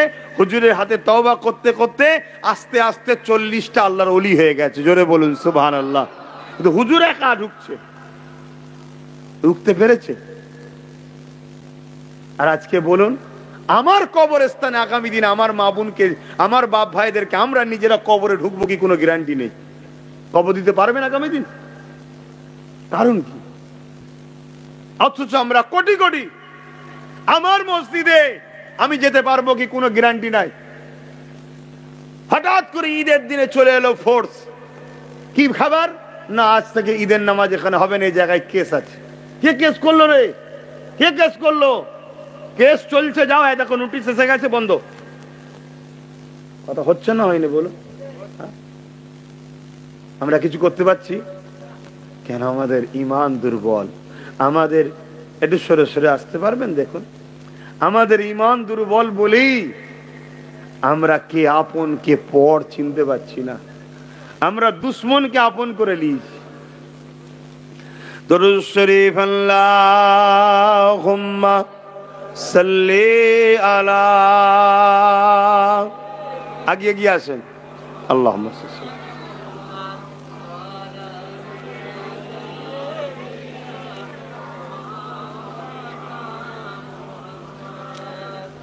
যাদের হৃদয়ে আছে আল্লাহর ভয়, তারা কভু নবী ভুলে যায় না। আল্লাহর প্রেম ছাড়াই দুনিয়ায় কারো কাছে কোনো কিছু চাই না। যাদের হৃদয়ে আছে আল্লাহর ভয়, তারা কভু নবী ভুলে যায় না। আল্লাহর প্রেম ছাড়াই দুনিয়ায় কারো কাছে কোনো কিছু চাই না। রাতের আধারে যারা সিজদাতে রয়, দু চোখের স্রোতে নদী যেন বয়। রাতের আধারে যারা সিজদাতে রয়, দু চোখের স্রোতে নদী যেন বয়। ছলনার খাঁচানি যত আসো, ছলনার খাঁচানি যত আসো, পিছনে ফিরো তাকায় না। যাদের হৃদয়ে আছে আল্লাহর ভয়, তারা কবু নবী ভুলে যায় না।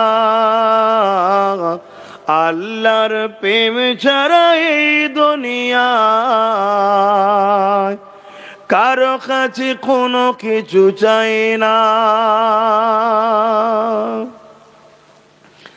দিন কায়েমের পথে যারা অবিচল,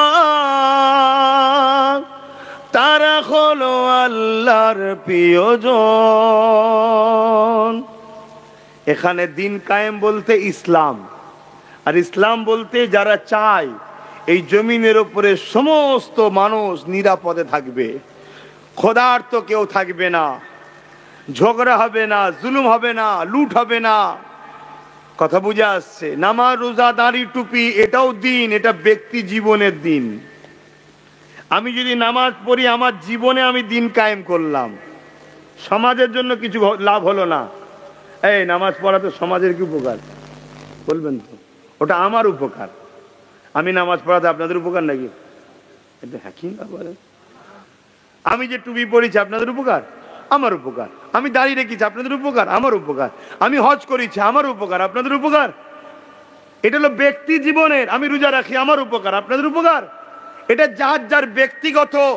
কিন্তু এই সমাজ যদি খুন মুক্ত হয়, দুর্নীতি মুক্ত হয়, চোর মুক্ত হয়, নেশা মুক্ত হয়, তাহলে এই সমাজের তিলকতমা বোনটাও বেঁচে থাকতো। কথা বুঝে আসছে না? যদি এই সমাজ জুলুম মুক্ত হতো, তাহলে হাওড়া জেলার আনিস খানও বেঁচে থাকতো। এই সমাজ যদি ঘুষ মুক্ত হতো, তাহলে তোমাদের এলাকার থানাতে নিয়ে যে পিটিয়ে মেরেছিল নজিবুল না কি নাম, সে ছেলেটা হয়তো বেঁচে থাকতো। কথা মাথায় ঢুকছে না? ঢোকে নে? তো ইসলাম এই অন্যায়গুলোকে মিটাবার নাম ইসলাম। কথা বুঝে আসছে? তাই আমরা যখন জলসা করি, আমার কমেরই একদল লোকেদের আবার অবসবিধে হয়, হুজুরের ছেলে নিয়ে এসছো, ও তো নামাজ রোজার কথা বলবে, এত এইসব কথা বলার কি দরকার? ও শয়তান জানেই না ধর্ম কাকে বলে, ও বলছে আমি মুসলমান। তো এই রকম 2 নম্বর মুসলমান থাকলে আমার মসজিদ বেউজ্জিতি হবে না তো কার হবে? এরকম 2 নম্বর মুসলমান থাকলে কেন্দ্রের বিজেপি সরকার ওয়াকফ কালা কানুন করবে না তো কি করবে বলো? ও তো বুঝে নিয়েছে সব নামে তাল পুকুর ঘটি রবে না।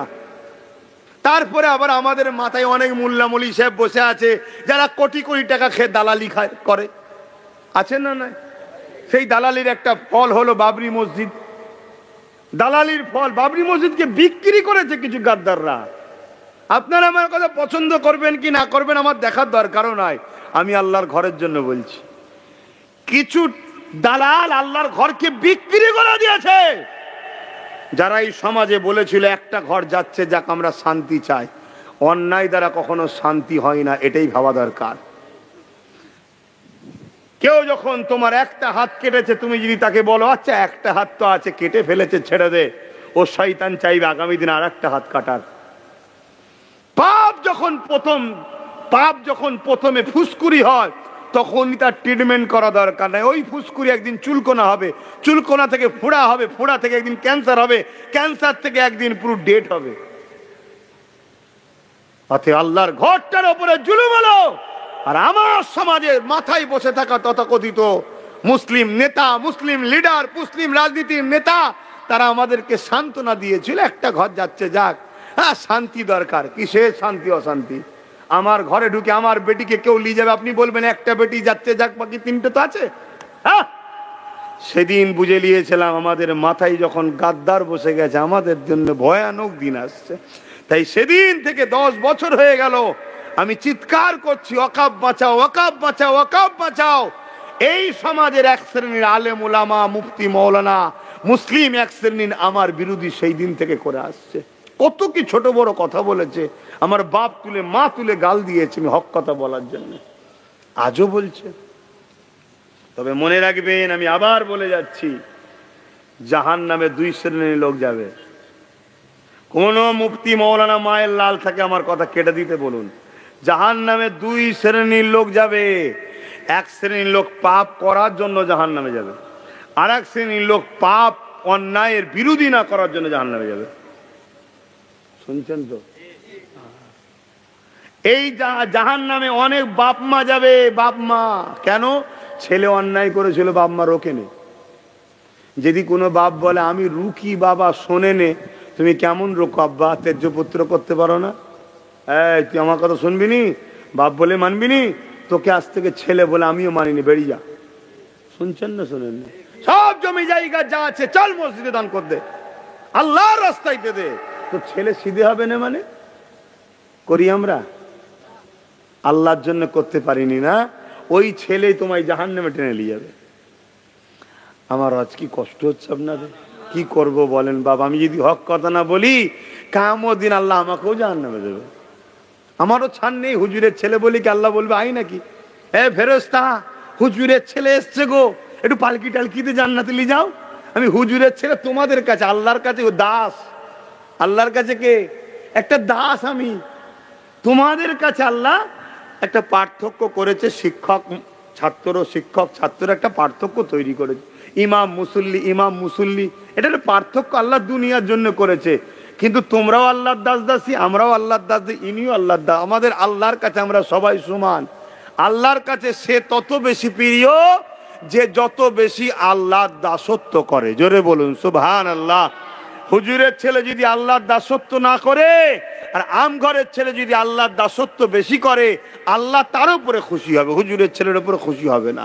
তবে হ্যাঁ, বংশ মর্যাদা একটা থাকে।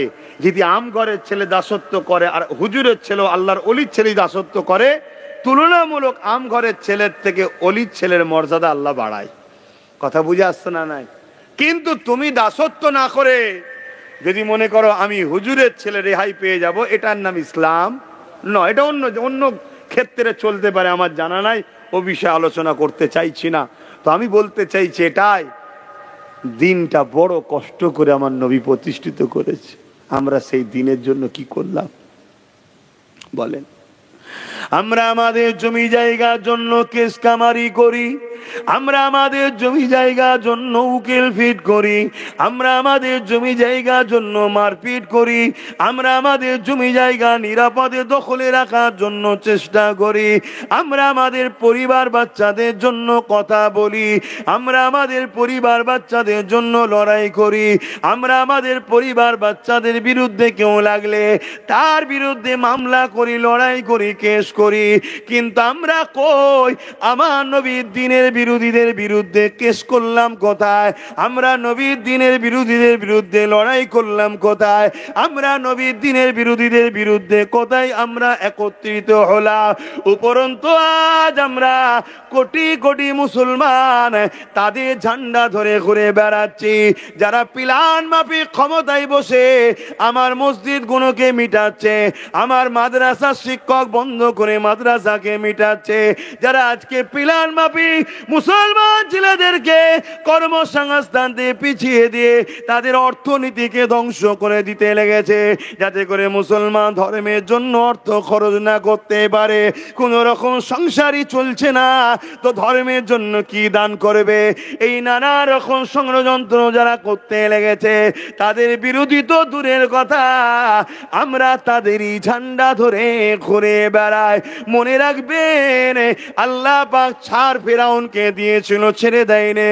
আল্লাহ নমরুদকেও ছাড় দিয়েছিল, ছেড়ে দেয়নি। আল্লাহ সাদ্দাতকেও ছাড় দিয়েছিল, ছেড়ে দেয়নি। আল্লাহ ছাড় আমাদেরকেও দিয়েছে, ছেড়ে কিন্তু দেয়নি। একদিন উঠতে হবে সম্মান ফিকাও খোরা ফাইজা হুম কিয়ামুন ইয়ানজিরুন, ময়দানে মাশরে, যেদিন তোমার দুনিয়ার কোনো দাদা দিদি নেতা কেতা কাউকে পাওয়া যাবে না, যেদিন দুনিয়ায় তোমার সন্তান তোমাকে জমিনে শোয়াবে, তোমার বুকে পা দিয়ে দাঁড়াবে, স্বামী স্ত্রীর বুকে পা দিয়ে দাঁড়িয়ে যাবে, যে যার উপরে ক্ষমতা চলবে তার বুকে পা দিয়ে দাঁড়িয়ে যাবে। সাহাবা হুজুররা কাঁদতে লাগলেন, বলতে লাগলেন, ইয়া রাসূলুল্লাহ, হাবিবাল্লাহ, এই দিন আমাদের কি হবে উপায়? আল্লাহ নবী জানিয়ে দিলে, আমার সাহাবারা, আমার উম্মত উম্মতিদেরকে জানিয়ে দিও, ওই দিনে তাদের কোনো চিন্তা নাই, যারা দুনিয়া জমিনে আমাদেরকে সাচ্চা পেয়ার করেছিল, আমাদের জন্য লড়াই করেছিল, আমাদের জন্যই বন্ধুত্ব করেছিল, আমাদের বিরুদ্ধে কোনো কথা করে জানের ময়া করতো না, তারা সঙ্গে সঙ্গে তা প্রোটেস্ট করতো, লড়াই করত। মনে রাখবে আমার সাহাবারা, এ হযরতে আলী রে, আমরা যেখানে থাকবো আমাদের খাদেম প্রেমিক গুণ সেই জায়গাতেই থাকবে।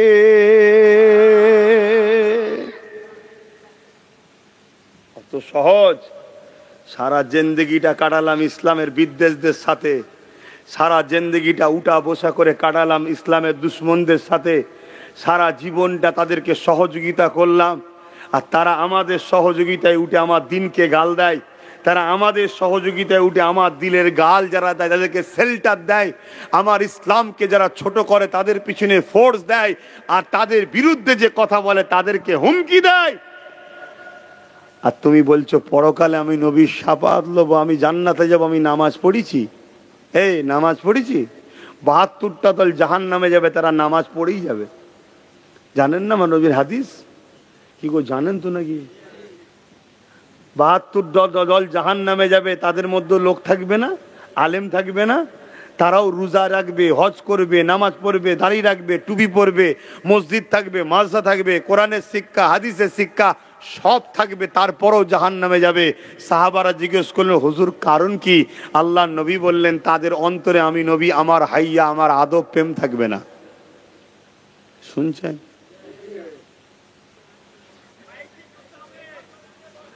আমারও মনে হচ্ছে একটু ডিস্টার্ব হয়ে গেল। ওহ, আর ঠিক করে কি হবে, যাবারও হুজুরের সময় হয়ে গেছে। আমার কথায় আপনারা কষ্ট পেলে আমার কিচ্ছু করার নেই। বাপজান, ভাই আমার, আমি চাই এই যে একসাথে আমরা বসেছি, জানেন কিয়ামতের দিনে ওয়াজ হবে, জান্নাতে ওয়াজ হবে, জানেন তো নাকি? হ্যাঁ, জান্নাতে আল্লাহ পাক সমস্ত জান্নাতীদের ঘরে জান্নাতে দেবেন। আল্লাহ যেন আমাদেরও দেন, বলুন আল্লাহুম্মা আমিন। তা ওই জান্নাতে যখন চলে যাবে, যাওয়ার পরে আল্লাহ পাক বলবেন ফেরেশতাদের ঘরে দিয়ে, আল্লাহ জান্নাতীদের ঘরে বিভিন্ন নাত, বিভিন্ন যে ভাষাগুলো আপনারা বুঝবেন বাংলায় সঙ্গীত বলে, তবে এই সঙ্গীতের সঙ্গে মিলাবেন না, এটা নয়। সেটা জান্নাতি সুর হবে, যেটা শুনে মানুষ দিবানা হয়ে যাবে। জোরে বলুন সুবহানাল্লাহ। আল্লাহ বলবে এর থেকেও কি সুন্দর কিছু শুনতে চাও? জান্নাতীরা তখন বলবে আল্লাহ এর থেকেও সুন্দর সুর, এলান, নাত বা কিছু তেলাওয়াত হতে পারে? আল্লাহ পাক হযরতে দাউদ আলাইহিস সালামকে বলবেন, নবী দাউদ আলাইহিস সালাম, যিনাকে আল্লাহ সুর দিয়েছিলেন খুব সুন্দর, নদীর ধারে যখন জবুর কিতাব পড়তেন আর পানির মাছগুলো সব এসে ডাঙার কাছে এসে সব শুনতো। জোরে বলুন সুবহানাল্লাহ। হায় হায় হায়। আর আজকে আমরা যখন বলি, আমাদের ছেলেরা গল্প করে, মাচানে এদিক ওদিক করে, মোবাইলে ব্যস্ত থাকে, শুনতে চাইনি। কতটা দূরত্ব হয়ে গেছে আমাদের দেখুন। তারপরে হযরতে দাউদ আলাইহিস সালাম যখন তেলাওয়াত করবেন, ওটা শুনে জান্নাতীরা, ইনশাআল্লাহ আমরাও বলুন ইনশাআল্লাহ, আশা করতে আল্লাহ তো বলেছে নাকি, এবং আল্লাহ বলেছে লা তাখনাতু মির রাহমাতিল্লাহ, যে আমার রহমতের উপর আশা করে আমি তাকে নিরাশও করি না। জোরে বলুন সুবহানাল্লাহ। আবার বলছি, রহমত বলতে হুজুর, রহমত বলতে হুজুর, এটা মাথায় রাখবেন। অর্থাৎ হুজুরকে যে হৃদয়ে রাখে আল্লাহ তাকে নিরাশ করে না, এটা মাথায় রাখবেন। তো ভাইয়ের আমার, আমার আল্লাহ পাক তার হাবিবকে এত ভালোবাসে, পিয়ার করে, এটা ভালোবাসার ফল। তো এই সময় জান্নাতীরা অবাক হয়ে যাবে, আল্লাহ ফেরেশতাদের থেকেও সুন্দর। আল্লাহ বলছে এর থেকেও কিছু সুন্দর শুনবে। জান্নাতীরা অবাক হয়ে যাবে, আল্লাহ এর থেকেও সুন্দর হতে পারে? আল্লাহ পাক তখন আমার নূর নবী, দয়ার নবী হাবিবুল্লাহকে বলবেন আপনি তেলাওয়াত করুন। জোরে বলুন সুবহানাল্লাহ। আমার নবী পাক সাল্লাল্লাহু আলাইহি ওয়াসাল্লাম সূরা ইয়াসিন পড়বে। জোরে বলুন সুবহানাল্লাহ। আমার নবী যখন পড়বে, কিতাবের মধ্যে আছে, আমার রাসূল পাক সাহাবাদের শোনাচ্ছেন। আর নবীকে কে শুনিয়েছে? জোরে বলুন আল্লাহ। আল্লাহ পুরো জান্নাত যেন সব কিছু থমকে দাঁড়িয়ে গেছে। বছরকে বছর কেটে যাবে। এ আমাদের মতো তেলাওয়াত নয় রে বাবা। বছর, আপনি ভাববেন সূরা ইয়াসিন এইটুকু সূরা, না, তখন বছরকে বছর পার হয়ে যাবে, মানুষের হুঁশই থাকবে না, তেলাওয়াত শুনতে থাকবে, তেলাওয়াত হতেই থাকবে, হুজুর তেলাওয়াত করতে থাকবে। আল্লাহ পাক আবার আওয়াজ দেবেন, এ আমার জান্নাতীরা বলো কেমন লাগলো? কত সুন্দর কথা বলেন। তা আল্লাহ জিজ্ঞেস করবে আমাদের ঘরে, ইনশাআল্লাহ বলুন। আমি তো আশা করে আছি আমি জান্নাত যাব, আপনাদের কি আশা নেই? কেন? আমি পাপী ঠিকই, আমি অস্বীকার করছি না, কিন্তু আমার মধ্যে একটা খসলত আছে, এটা আল্লাহ দিয়েছে, আমি আমার নবীর দুশমন নই। এটাই আমার পরিচয়, বাস এইটাই আমার আশা, এটাই আমার সাহারা, এটারই ওসিলায় মারধর খেয়ে হোক, যাই হোক, আজাব খেটে হোক, একদিন না একদিন ইনশাল্লাহ যাব। তবে আল্লাহর কাছে আশা রাখি, আপনি তো বড় দয়ালু, কোনোদিন যেন জাহান্নামে না যেতে হয়। দুনিয়ায় আগুন হাতে লাগলে কত কষ্ট হয়, আল্লাহ তোমার জাহান্নাম কি করে সহ্য করব মালিক? তাই তোমার কাছে ভিক্ষা চাই মালিক, তুমি বেহিসাব আমাদেরকে জান্নাত দিও। বলুন আমিন, বলো না গো আল্লাহুম্মা আমিন। আল্লাহ বড় দয়ালু, তিনি যদি খুশি হয়ে যায় আমাদেরকে জান্নাত যাবার উপযুক্ত বানিয়ে নেবে। দুনিয়াতে অনেক লোক দেখবেন 1-1.5 বছর বিছানায় পড়ে থাকে, থাকে না? থাকে না কেন? আল্লাহ পাক ভালো জানে। তবে হাদিস পাকের মধ্যে আছে, দুনিয়ার পাপ দুনিয়াতে আল্লাহ মুছে দেয়, দুনিয়ায় কষ্ট দিয়ে কষ্ট দিয়ে কষ্ট দিয়ে কষ্ট দিয়ে মুছে দেয়। দুনিয়ায় 1 বছর কেন 10 বছর পরে থাকাও ভালো, আখিরাতের কঠিন শাস্তি রে বাপ। ওর পাপকে আল্লাহ মুছে দিয়ে ওকে আল্লাহ কলমা পড়তে পড়তে তুলে নেয়। জোরে বলুন সুবহানাল্লাহ।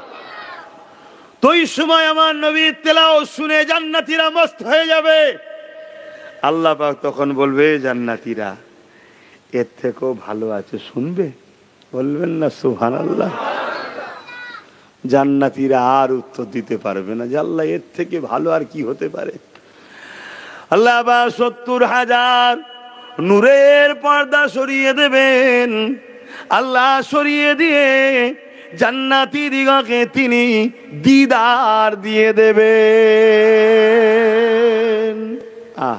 সুখের দিনে ভুলে থাকলো, কষ্ট তো ডাকি তোমায়, ঠিক না? এ সবাই ডাকেন না? ডাকেন না? বিপদ হলে ডাকেন তো নাকি? দেখেছেন কেউ মালিককে? সেদিন আল্লাহকে কেউ দেখেছেন? সেই দিন আল্লাহ দেখা দেবে। তা দেখার যদি শখ যায়, একটু তো ত্যাগ স্বীকার করতে হবে কি? হ্যাঁ, তুমি দুনিয়া সামান্য কারো ভালোবাসায় কত ত্যাগ স্বীকার করছো কি? বিবি যদি কিছু পছন্দ করে তুমি সেটার জন্য ত্যাগ স্বীকার করছো। মা বাপ যদি কিছু পছন্দ করে তার জন্য ত্যাগ স্বীকার করছো কি? নিজের জীবনকে একটু সুন্দর রাখার জন্য কত ত্যাগ স্বীকার করছো।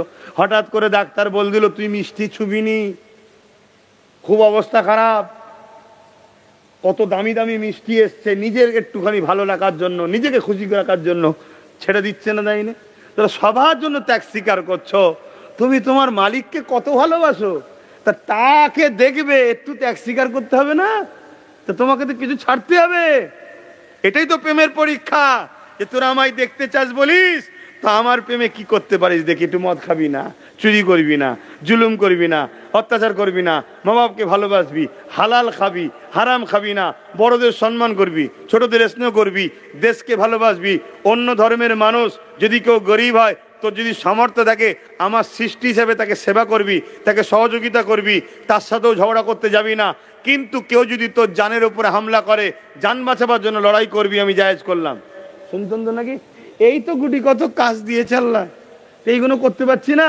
বছরে একবার রোজা, আর জীবনে একবার হজ, জীবনে একবার। আর কি কাজ দিয়েছে? ডেলি 5 ওয়াক্ত একটু নামাজ আছে, তাও কতক্ষণ? 1 ঘন্টা। 5 ওয়াক্ত নামাজ পড়তে 1 ঘন্টাই লাগে তো নাকি? হচ্ছে বেশি লাগে কি? হ্যাঁ, এই তো এইটুকু কাজ আল্লাহর খুশির জন্য করতে পারছি না। তাহলে জানতে হবে আমরা ইবলিস শয়তানের খপ্পরে পড়ে গেছি, ধোকায় পড়ে গেছি। আর এই খপ্পর থেকে বেরোবার উপায় কি? কলেমা জিকির বেশি করে করতে হবে, এবং এই যে ওলির স্মরণে জলসা করছেন, আল্লাহর ওলিদের সঙ্গে বন্ধুত্ব করতে হবে। আর আল্লাহর ওলিদের সঙ্গে বন্ধুত্ব করবেন, আল্লাহর ওলি চিনবেন কি করে? যার কাছে গেলে দেখবেন আপনাকে সে নবীকে সঙ্গে জুড়তে চাইছে।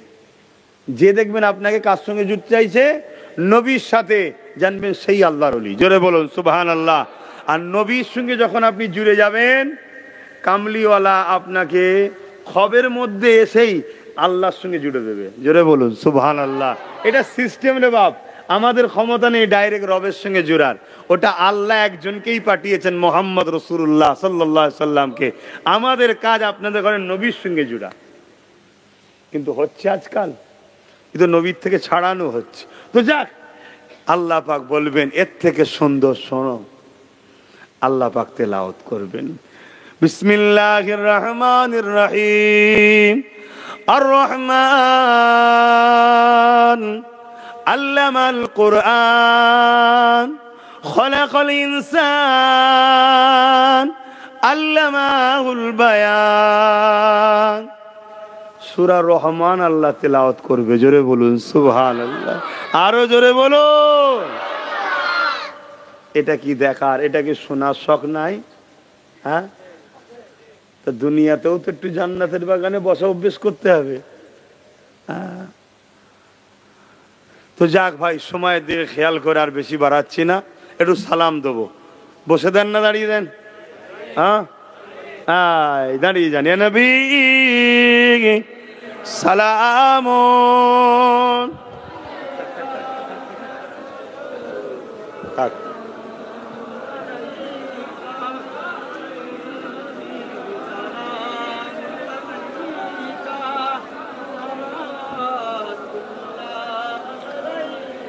এই যে বসে দেন না দাঁড়িয়ে দেন জিজ্ঞেস করলাম কেন? আমাদের মুসলমানদের মধ্যেই একটা ইখতিলাফ আছে না নাই? এই ইখতিলাফটা করানো হচ্ছে, এটা প্ল্যান মাফিক তৈরি করা হচ্ছে।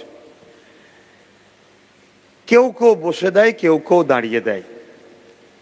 আমরা দাঁড়িয়ে দিই, কিন্তু কেউ যদি বসে দেয় আমরা তাদের বিরুদ্ধে কোনো ফতোয়া দিই? জোরে বলুন। তা ফতোয়া যখন দিইনি তাহলে ঝগড়া থাকবে কি? ফতোয়া দিলেই তো ঝগড়া হবে। ও বসে আছে, ও মুনাফেক, ও বেঈমান, ও কাফের, তখনই তো ঝগড়া হয়। আমরা কিন্তু দিই না। কেন? যে বসে আছে তার প্রেম, তার আদব, তার ভালোবাসা তার কাছে, সে জবাব দেবে। কিন্তু আমরা দাঁড়িয়ে দিই। কেন দাঁড়িয়ে দিই? নবী সাহাবা হুজুররা দাঁড়িয়ে দিতেন। জোরে বলুন সুবহানাল্লাহ। তা সাহাবা হুজুরদের সুন্নত আমরা পালন করি। সাহাবাদের সুন্নত পালন করতে হবে। কেন সাহাবা হুজুররা হলো শরীয়তের মাপকাঠি, জোরে বলুন সুবহানাল্লাহ। কিন্তু দুঃখের সাথে বলতে হয় কিছু লোক আছে তারা আমরা দাঁড়ালে আমাদের বিরুদ্ধে ফতোয়াবাজি করে। তাহলে ফিতনা লাগাচ্ছেন আপনারা কেন? আপনি বসে আছেন, আমি তো ফতোয়া দিই না, তাহলে আমারটা আপনি ফতোয়াবাজি করছেন কেন? আম মানুষ কি বোঝে? যদি ফতোয়া দিতে হয় আলেমে আলেমে বসে সেটিং করলে তো হয়, কি ভুল ঠিক নিজেদের মধ্যে আলেমে আলেমে বসে ঠিক করলে হয় না? আম মানুষ কি বোঝে? আম মানুষ এক মজলিসে এসেছে, একজন হয়তো কাউকে মানে, সে হুজুর বলেছে বসে দিবি, মাহফিলে বসে সালাম দিচ্ছে। আবার কেউ বলেছে দাঁড়িয়ে দিবি, সে দাঁড়িয়ে দিচ্ছে। এখানে তো ইখতিলাফ হওয়ার কোনো বিষয় আছে কি ভাই? কেন আমার দাদা হুজুর বলেছেন কেউ বসে দিলে তাকে বাবা টেনে তুলতে যেও না, আমি দিই তোমরা দেবে, আর আমি দিই কেন আমার নবীর সাহাবারা দিয়েছেন। কেউ বসে দিচ্ছে নিশ্চয়ই তার হুজুর কিছু তাকে শিখিয়েছে। কিন্তু আমি দাঁড়িয়েছি, আমার বিরুদ্ধে যদি আপনি ফতোয়া দেন, আপনি যদি আমাকে বেদাতি বলেন, জাহান্নামী বলেন, তাহলে আমার রাগ হওয়াটা স্বাভাবিক তো নাকি ভাই? তাহলে তখন আমি আপনার বিষয়ে ফতোয়া দেবো কি? তবে আমি একটা কথা বলে যাই, কেউ যদি বসে সালাম দেয় তার বিরুদ্ধে আমাদের কোনো ফতোয়া নাই। কিন্তু কেউ যদি আমাদের বিরোধী করে তার বিষয়ে অবশ্যই আহলে সুন্নাত ওয়াল জামাআতের ফতোয়া আছে, সে হলো বিয়াদব, গুস্তাখে রসুল, আর বিয়াদবের ঈমান থাকে না। শুনছেন তো নাকি? বসে সালাম দিচ্ছে তাকে আমি বিয়াদব বলবো না, আমার অধিকার নেই, সেটা হুজুরের কাছে সে জবাব দেবে। কথা বুঝে আসছে না? নাই। কিন্তু আমার বিরোধী যখন করলো, তার মানে কি ও আমার এই আদবটা ওর পছন্দ নয়। হুজুরকে আমরা সম্মান করছি, ওর পছন্দ নয়। আর হুজুর আছেন কোথায়? ইমাম বুখারী বলছেন এবং কোরআনে আল্লাহ বলছেন, আমি আল্লাহ মানুষের সার আগের থেকে কাছে আছি, আর আমার রসুল মোমেনের জানের থেকেও কাছে আছে। জোরে বলুন সুবহানাল্লাহ। খুব সাবধান, নবীর আদব আর প্রেমের নাম হলো ঈমান। ঈমান রেখে আপনি সেজদা দেন, ওই সেজদা আল্লাহর কুদরতি কদমে মাথাটা পড়ে। ঈমান রেখে আপনি রোজা রাখেন, ওই রোজা আপনার জান্নাতে বাবু সম দরজা দিয়ে আপনাকে আল্লাহ ঢুকাবে। ঈমান রেখে আপনি হজ করেন, হাজারে আসওয়াদ কিয়ামতের দিনে আপনার জন্য জান্নাতে সুপারিশ করবে। জোরে বলুন সুবহানাল্লাহ। আর ঈমান না রেখে 100 বার যদি হজ করেন আর 1000 বার যদি হাজারে আসওয়াদে চুমা দেন, মনে রাখবেন কিয়ামতের দিন হাজারে আসওয়াদই বলবে যে আল্লাহ এ মুনাফিক ছিল। জানেন তো নাকি হাদিসটা? হ্যাঁ, অনেকে হাদিস শোনায় হযরত ওমর ফারুক বলেছিলেন, এ হাজারে আসওয়াদ, আমি তোমাকে চুমা দিতাম না, তুমি একটা পাথর। এই পর্যন্ত বলে রেখে দেয়। তারপরে হযরতে আলী হুজুর পাশে ছিলেন, উনি কি বলেছিলেন ওটা আর বলে না। কেন? ওইখানে বললেই তো মুনাফিক ধরা পড়ে যাবে। ওটা আমি একটু বলে দিই নাকি?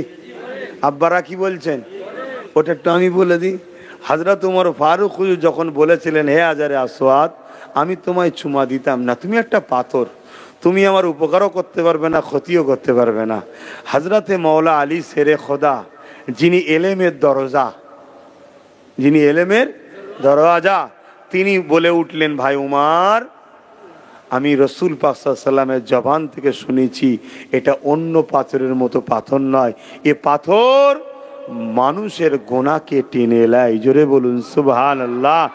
এবং যারা মুনাফিক হবে কিয়ামতের দিন তাদের বিরুদ্ধে আল্লাহর কাছে ইনি সাক্ষী দেবে যে আল্লাহ অমুক অমুক মুনাফিক ছিল। সৌদি আরবে প্রকাশ্য বেঈমান নাকি যায় না, এখন তো যাচ্ছে। কথা বুঝে আসছে না? নাই। অনেক লোক সৌদিকে দলিল বানাতো, জানেন তো নাকি? সৌদি নাকি দলিল। তা সৌদি যদি দলিল হয়, সৌদিতে এখন কি হচ্ছে? নাচ গান সব চলছে, তাহলে জায়েজ করতেন না?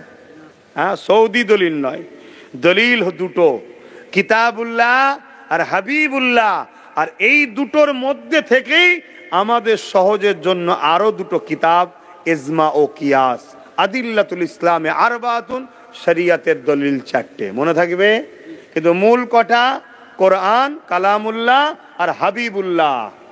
কালামুল্লাহ আর হাবিবুল্লাহ। হাদিস তো বেশক জানি, কিন্তু হাদিস এক হাদিস দ্বারা আর এক হাদিসকে রদ করা হয়েছে, বাতিল করেছে, হুজুর নিজে মনসুখ করেছে। কথা বুঝে আসছে?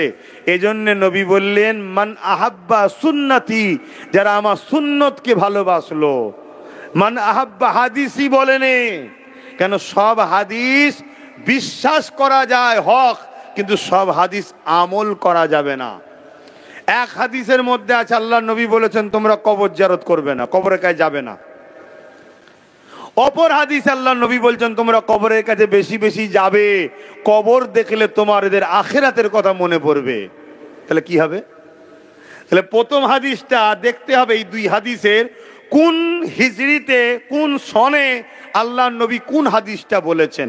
এই এত ডিপ আপনাদের ঢোকার ক্ষমতা আছে কি?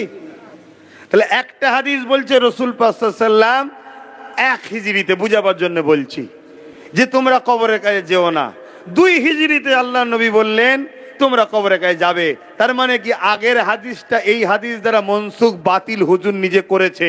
আগেরটা বলার কারণ ছিল তখন কবরকে নিয়ে উপাসনা করা হতো, তাই নবী প্রথম বারণ করে দিলেন, টোটাল বন্ধ। মানুষ যখন সব ওই কবর উপাসনা থেকে দূরে সরে গেল, তখন নবী বা সিস্টেম শিখালেন যাও ফাতিহা শরীফ পড়ো, জিয়ারত করো, যাতে কবরবাসীর জন্য দোয়া করো এবং তোমার জন্য দোয়া চাও, একদিন যেতে হবে, এই কথা তোমার জন্য মনে পড়ে। তাহলে দুটোই হাদিস, দুটোই তোমাকে বিশ্বাস করতে হবে। যে হাদিস লোবো না বললে ঈমান চলে যাবে, কিন্তু আমল করবেন কোন হাদিসটার উপরে? যেটা পড়ে এসছে। এই জন্য নবী বলেছেন আমার সুন্নতকে দেখো। আমি নবী বিদায় হজে আমার আম্মা যারা আমেনা হুজুরের কবরের কাছে, রওজার কাছে সারা রাত আল্লাহর নবী জিয়ারত করেছে, কেঁদেছে। জোরে বলুন সুবহানাল্লাহ। আজকে যদি কোনো হাজি হজ করতে গিয়ে মা বাপের কবর জিয়ারত না করে চলে যায়, এ হাজির জন্য লজ্জা নয়? হ্যাঁ, তো যাক, আমি কথা বেড়েই যাচ্ছে একের পর এক। তাহলে কি বললাম? পাথরটা গোনা যেমন টানে, পাথরটা আবার যে ভাষা আপনারা বুঝবেন, সৌদি আরবে এমন কোনো মেশিন নাই যে কে মুনাফেক কে মোমেন ধরার, কিন্তু আল্লাহ কাবায় মেশিন বসিয়ে দিয়েছে। হাজারে আসওয়াদ শুনছেন তো নাকি? হ্যাঁ, অনেকে বলে মদিনা শরীফে যেতে হবে না, মক্কা শরীফে চলো, এরকম কথা শোনা যায় না? যায় না? তওবা তওবা তওবা। আরে মক্কা কাবা শরীফ হতো না যদি মোহাম্মদ রসুল না হতো। কাবারও কাবা হলেন মোহাম্মদ সাল্লাল্লাহু আলাইহি ওয়াসাল্লাম। সেখানে যেতে হবে না। তুমি শরিয়াত দেখাচ্ছ যে কাবায় যেতে হবে, শরিয়াতের কি দলিল আছে? কথা তো ঠিকই, শরিয়াত আলাদা জিনিস, ইমান আলাদা জিনিস। শরিয়াত এখানে থাকে, ইমান এখানে থাকে। কাবা হলো এখানের জিনিস, ইসুল হলো এখানের জিনিস। কথা বুঝাতে পারছি তো? হ্যাঁ, অর্থাৎ মদিনায় গিয়ে ইমান ঠিক করো, মক্কায় এসে হজ করো, নেকি লাও। আর ইমানই নেই তো নেকি নিয়ে যাবে কোথায়? পাত্র নেই তো বাজারে মাল কিনেছে, নিয়ে যাবে কি করে পারে? হ্যাঁ, ব্যাগ ভর্তি করে নিয়ে যেতে হবে পরকালে। তো ব্যাগটাই যদি না থাকে তো নিয়ে যাবে কিছু করে? ব্যাগটা হলো ইমান। বোঝাবার জন্য বলছি, কথা বুঝে আসছে? যুব সমাজ, বিভিন্ন রাজ্যে কাজ করতে যাও, কাজ করো, ধর্ম শিখে এসে গ্রামে ফেতনা করোনি, কাজ করো, ব্যবসা বাণিজ্য করো ভালোভাবে, আরো পয়সা ইনকাম বেশি করে করো, হালাল ইনকাম করো। একটার জায়গায় 10টা বুদ্ধি খেটিয়ে ব্যবসা করো। কাজ শিখতে গেছো, কাজ শেখো। ফিরে এসে বাপকে যেন জাহান্নামী, মাকে জাহান্নামী বলুনি যে দাদা হুজুরকে মেনেছে জাহান্নামে হয়ে গেছে, এরকম বলুনি। পূর্ব ভারতের মানুষ মুসলমান হয়েছে দাদা হুজুরের ওসিলায়। কেন? বিভিন্ন জায়গায় তোমরা কাজ কামে যাও তো তোমাদের পিছনে সব চড় ছেড়ে দিয়েছে, চড় ছেড়ে দিয়েছে, নানা রকম ধর্ম শিখাচ্ছে। তাই বললাম, কেন কবরে এক জায়গায় থাকতে হবে, কবরের মধ্যেও ঝগড়া শুরু করতে বিশেষকালে ফতোয়া দিয়ে দিয়ে শুরু হয়ে যাবে। ওই জন্য বলে যাচ্ছি, ধর্ম শিখতে যাওনি, কাজ শিখতে গেছো, কাজ শিখে আসো। বাপ মা যেটা করেছে দাদা হুজুরকে ধরে ঠিক ছিল। আসেন, ইয়া নবী সালাম, ইয়া রাসূল, ইয়া হাবিব সালাম,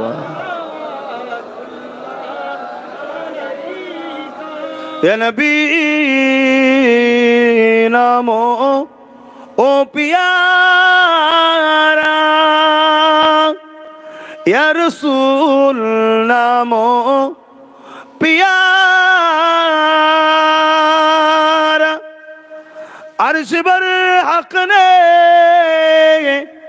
पुकारा सजीबे गोम्बर हक हमारा या नबी सलामो या रसूल सलाम या हबीब सलावत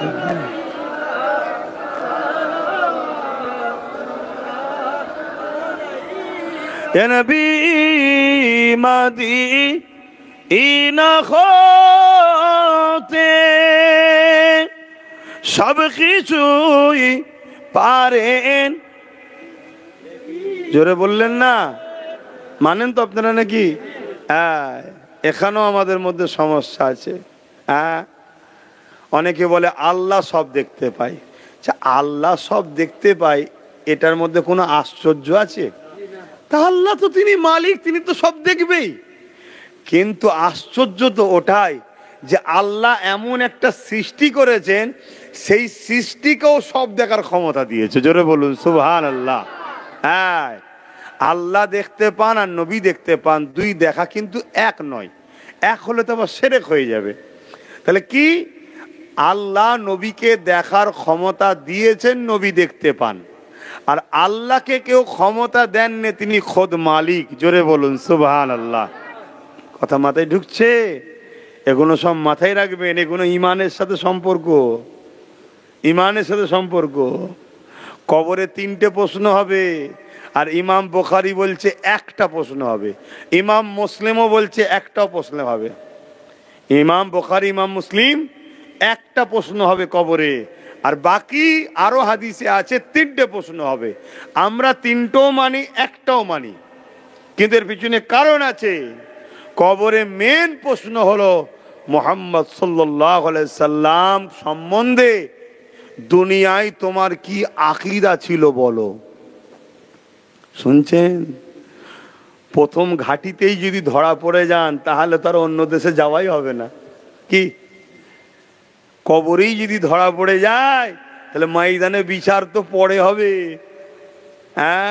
আর কবরে ভাইটাল প্রশ্ন কি আমার নবীকে হাজির করিয়ে দেখানো হবে বলা হবে ইনি হলেন মুহাম্মদ সাল্লাল্লাহু আলাইহি সাল্লাম ইনার সম্বন্ধে তোমার দুনিয়ায় কি আকীদা ছিল কি ধারণা ছিল কি রায় ছিল বলো আব্বাস সিদ্দিকী বল ফেরেশতা জিজ্ঞেস বল যখন তুই ওয়াজ করতিস ইনার লিয়ে কি শোনাতিস ইনার লিয়ে কি বলতিস ইনার কথা এলে সাইড দিয়ে সরে যেতিস না মানুষকে খুলে খুলে বলতিস ইনাকে লোককে চিনাতিস না ইনাকে ঢেকে রাখার চেষ্টা করতিস তোর আকীদা কি ছিল ইনার সম্বন্ধে বল শুনছেন তো নাকি ইমাম মুফতি পীর সাহেব খানকায় বসে কি করেছো বলো ইনার সম্বন্ধে কি করেছো বলো কি আকীদা ছিল এটা হলো কবরের ভাইটাল প্রশ্ন তা আপনাকে আমাকে জিজ্ঞেস করবে নামাজি রোজাদা দাড়িওয়ালা টুপিওয়ালা হাজি সব জিজ্ঞেস করবে হাজি বলো ইনার সম্বন্ধে কি আমি হজ করেছি আমি 10 বার হজ রাখো ইনার কথা বলো হজের প্রশ্ন পরে কিয়ামতের দিন হবে এখানে বলো ইনার সম্বন্ধে কি ধারণা ছিল তোমার আকীদা বলো আর ওখানে যদি ধরা পড়ে যায় শুনছেন হুজুরকে সিনায় রাখুন হুজুরকে আদব করুন হুজুরকে প্যার করুন হুজুরকে মোহাব্বত করুন হুজুরকে চিনুন আল্লাহ তিনি এখনো রয়েছেন যিনি নমরুদকে মেরেছে সাদ্দাতকে মেরেছে আবু জেহেলকে মেরেছে সব জালিমকে মিটিয়ে দিয়েছে আজকের জালিমগুলোর হাত থেকে আপনাদেরকে বাঁচাবে আল্লাহ আর যদি হুজুরের না হন আল্লাহ জালিমকেই শক্তিশালী করবে যাতে করে জালিম আপনাদেরকে সাইজ করে শুনছেন তো নাকি মাথায় ঢুকিয়ে এলেন আমার ওয়াজ যদি পছন্দ হয় যোগাযোগ রাখবেন শুক্রবার দিন থাকি আনতে হবে এমনটা নয় একটু যাতায়াত রাখবেন আরো ওয়াজ দরবারে বসে করি আমি হুজুরের কথা মানুষকে প্রচুর শোনাই আর হুজুরের কথা বলতে গেলে আমার সময়ের খেয়ালও থাকে না জ্ঞানও থাকে না কেন আমি জানি যতদিন জবান রয়েছে হুজুরের কথা বলে জবানের হক আদায় করো। এ জবান পেয়েছি হুজুরের সদগায়, এ জবান পেয়েছি হুজুরের সদগাতে, হুজুরের ওসিলাই পেয়েছি। আরে সমস্ত নবীরা নবুয়ত পেয়েছে মোহাম্মদ রসুলের ঝুলি থেকে। জোরে বলুন সুবহানাল্লাহ। আব্বাস সিদ্দিকী তো কুতাকারের কে, বাপ আদম থেকে নিয়ে ঈসা আলাইহিস সালাম সমস্ত নবীরা নবুয়ত পেয়েছে মোহাম্মদ রসুল সাল্লাল্লাহু আলাইহি ওয়াসাল্লামের ঝুলি থেকে। এবং সমস্ত নবীদেরকে নিয়ে আল্লাহ কোরআনে মিসাক নিয়েছে, সাক্ষী নিয়েছে। ওয়া ইজ আখাযাল্লাহু মিসাকাকুম, এই যে আয়াত আছে, হাফেজ সাহেব আরো বেশি বলতে পারবে। আল্লাহ সমস্ত নবীদের থেকে সাক্ষী নিয়েছে, মিসাক নিয়েছে। কি? সমস্ত নবীদেরকে আল্লাহ জিজ্ঞেস করেছে, আমার বন্ধুকে পেলে তোমরা আমার বন্ধুর খেদমত করবে কি বলো? আমার বন্ধুর ওপরে তোমাদের সহযোগিতা, আমার বন্ধুকে সাপোর্ট করবে কি বলো? সমস্ত নবীরা বলেছিলেন, আল্লাহ আমরা গাওয়া দিচ্ছি, আপনার বন্ধুকে পেলে সিংহাসন ছেড়ে দিয়ে, আমাদের দিনের প্রচার ছেড়ে দিয়ে আপনার বন্ধুর পিছনে থাকবো, আপনার বন্ধুর ডাঙ্কা বাজাবো। জোরে বলুন সুবহানাল্লাহ। এ কথা যখনই বললো, আল্লাহ বলল, তোমাদের এই কথার উপর আমি আল্লাহ সাক্ষী থাকলাম। কথা শেষ, একটা নূর এসে পুরো নবীদেরকে ঘিরে ফেললো। যেমন মেঘলা ছায়া করে, নূর ছায়া করলো। নবীরা জিজ্ঞেস করেন, আল্লাহ এই নূর কিসের? আল্লাহ পাক বলছেন, এটা তো যার সাক্ষী নিলাম সেই মোহাম্মদ রসুল। জোরে বলুন সুবহানাল্লাহ। আজকে সেই নবীকে আমাদের মতো বলা হয় মরে গেছে বলে, শাফাত করতে পারবে না বলে, শিক্ষা নেই বলে, অক্ষর জ্ঞান নেই বলে, পড়তে পারে না বলে। কি না কি কথা বলছে। মুসলমানদের মধ্যে এক অংশ বলছে না, বলে না। আর এদের বলছে বলেই তো আজকে অমুসলিমদের মধ্যে কিছু লোক তারাও আজকে কমেন্ট করতে শুরু করছে আমার নবীর বিরুদ্ধে। দেখছে, আরে মুসলমানরা বলছে কিছু বলে না, চা আমরাও একটু রাগ মিটিয়ে নি। শুনছেন না? শোনেন? আসো, মজবুত হও। হে নবী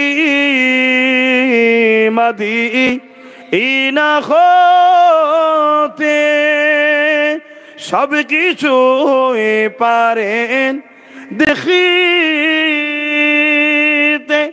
মোদের লাশ কবরে রাখিলে লইবেন আপন করে। নবী সালাম ইয়া রাসূল ইয়া হাবিব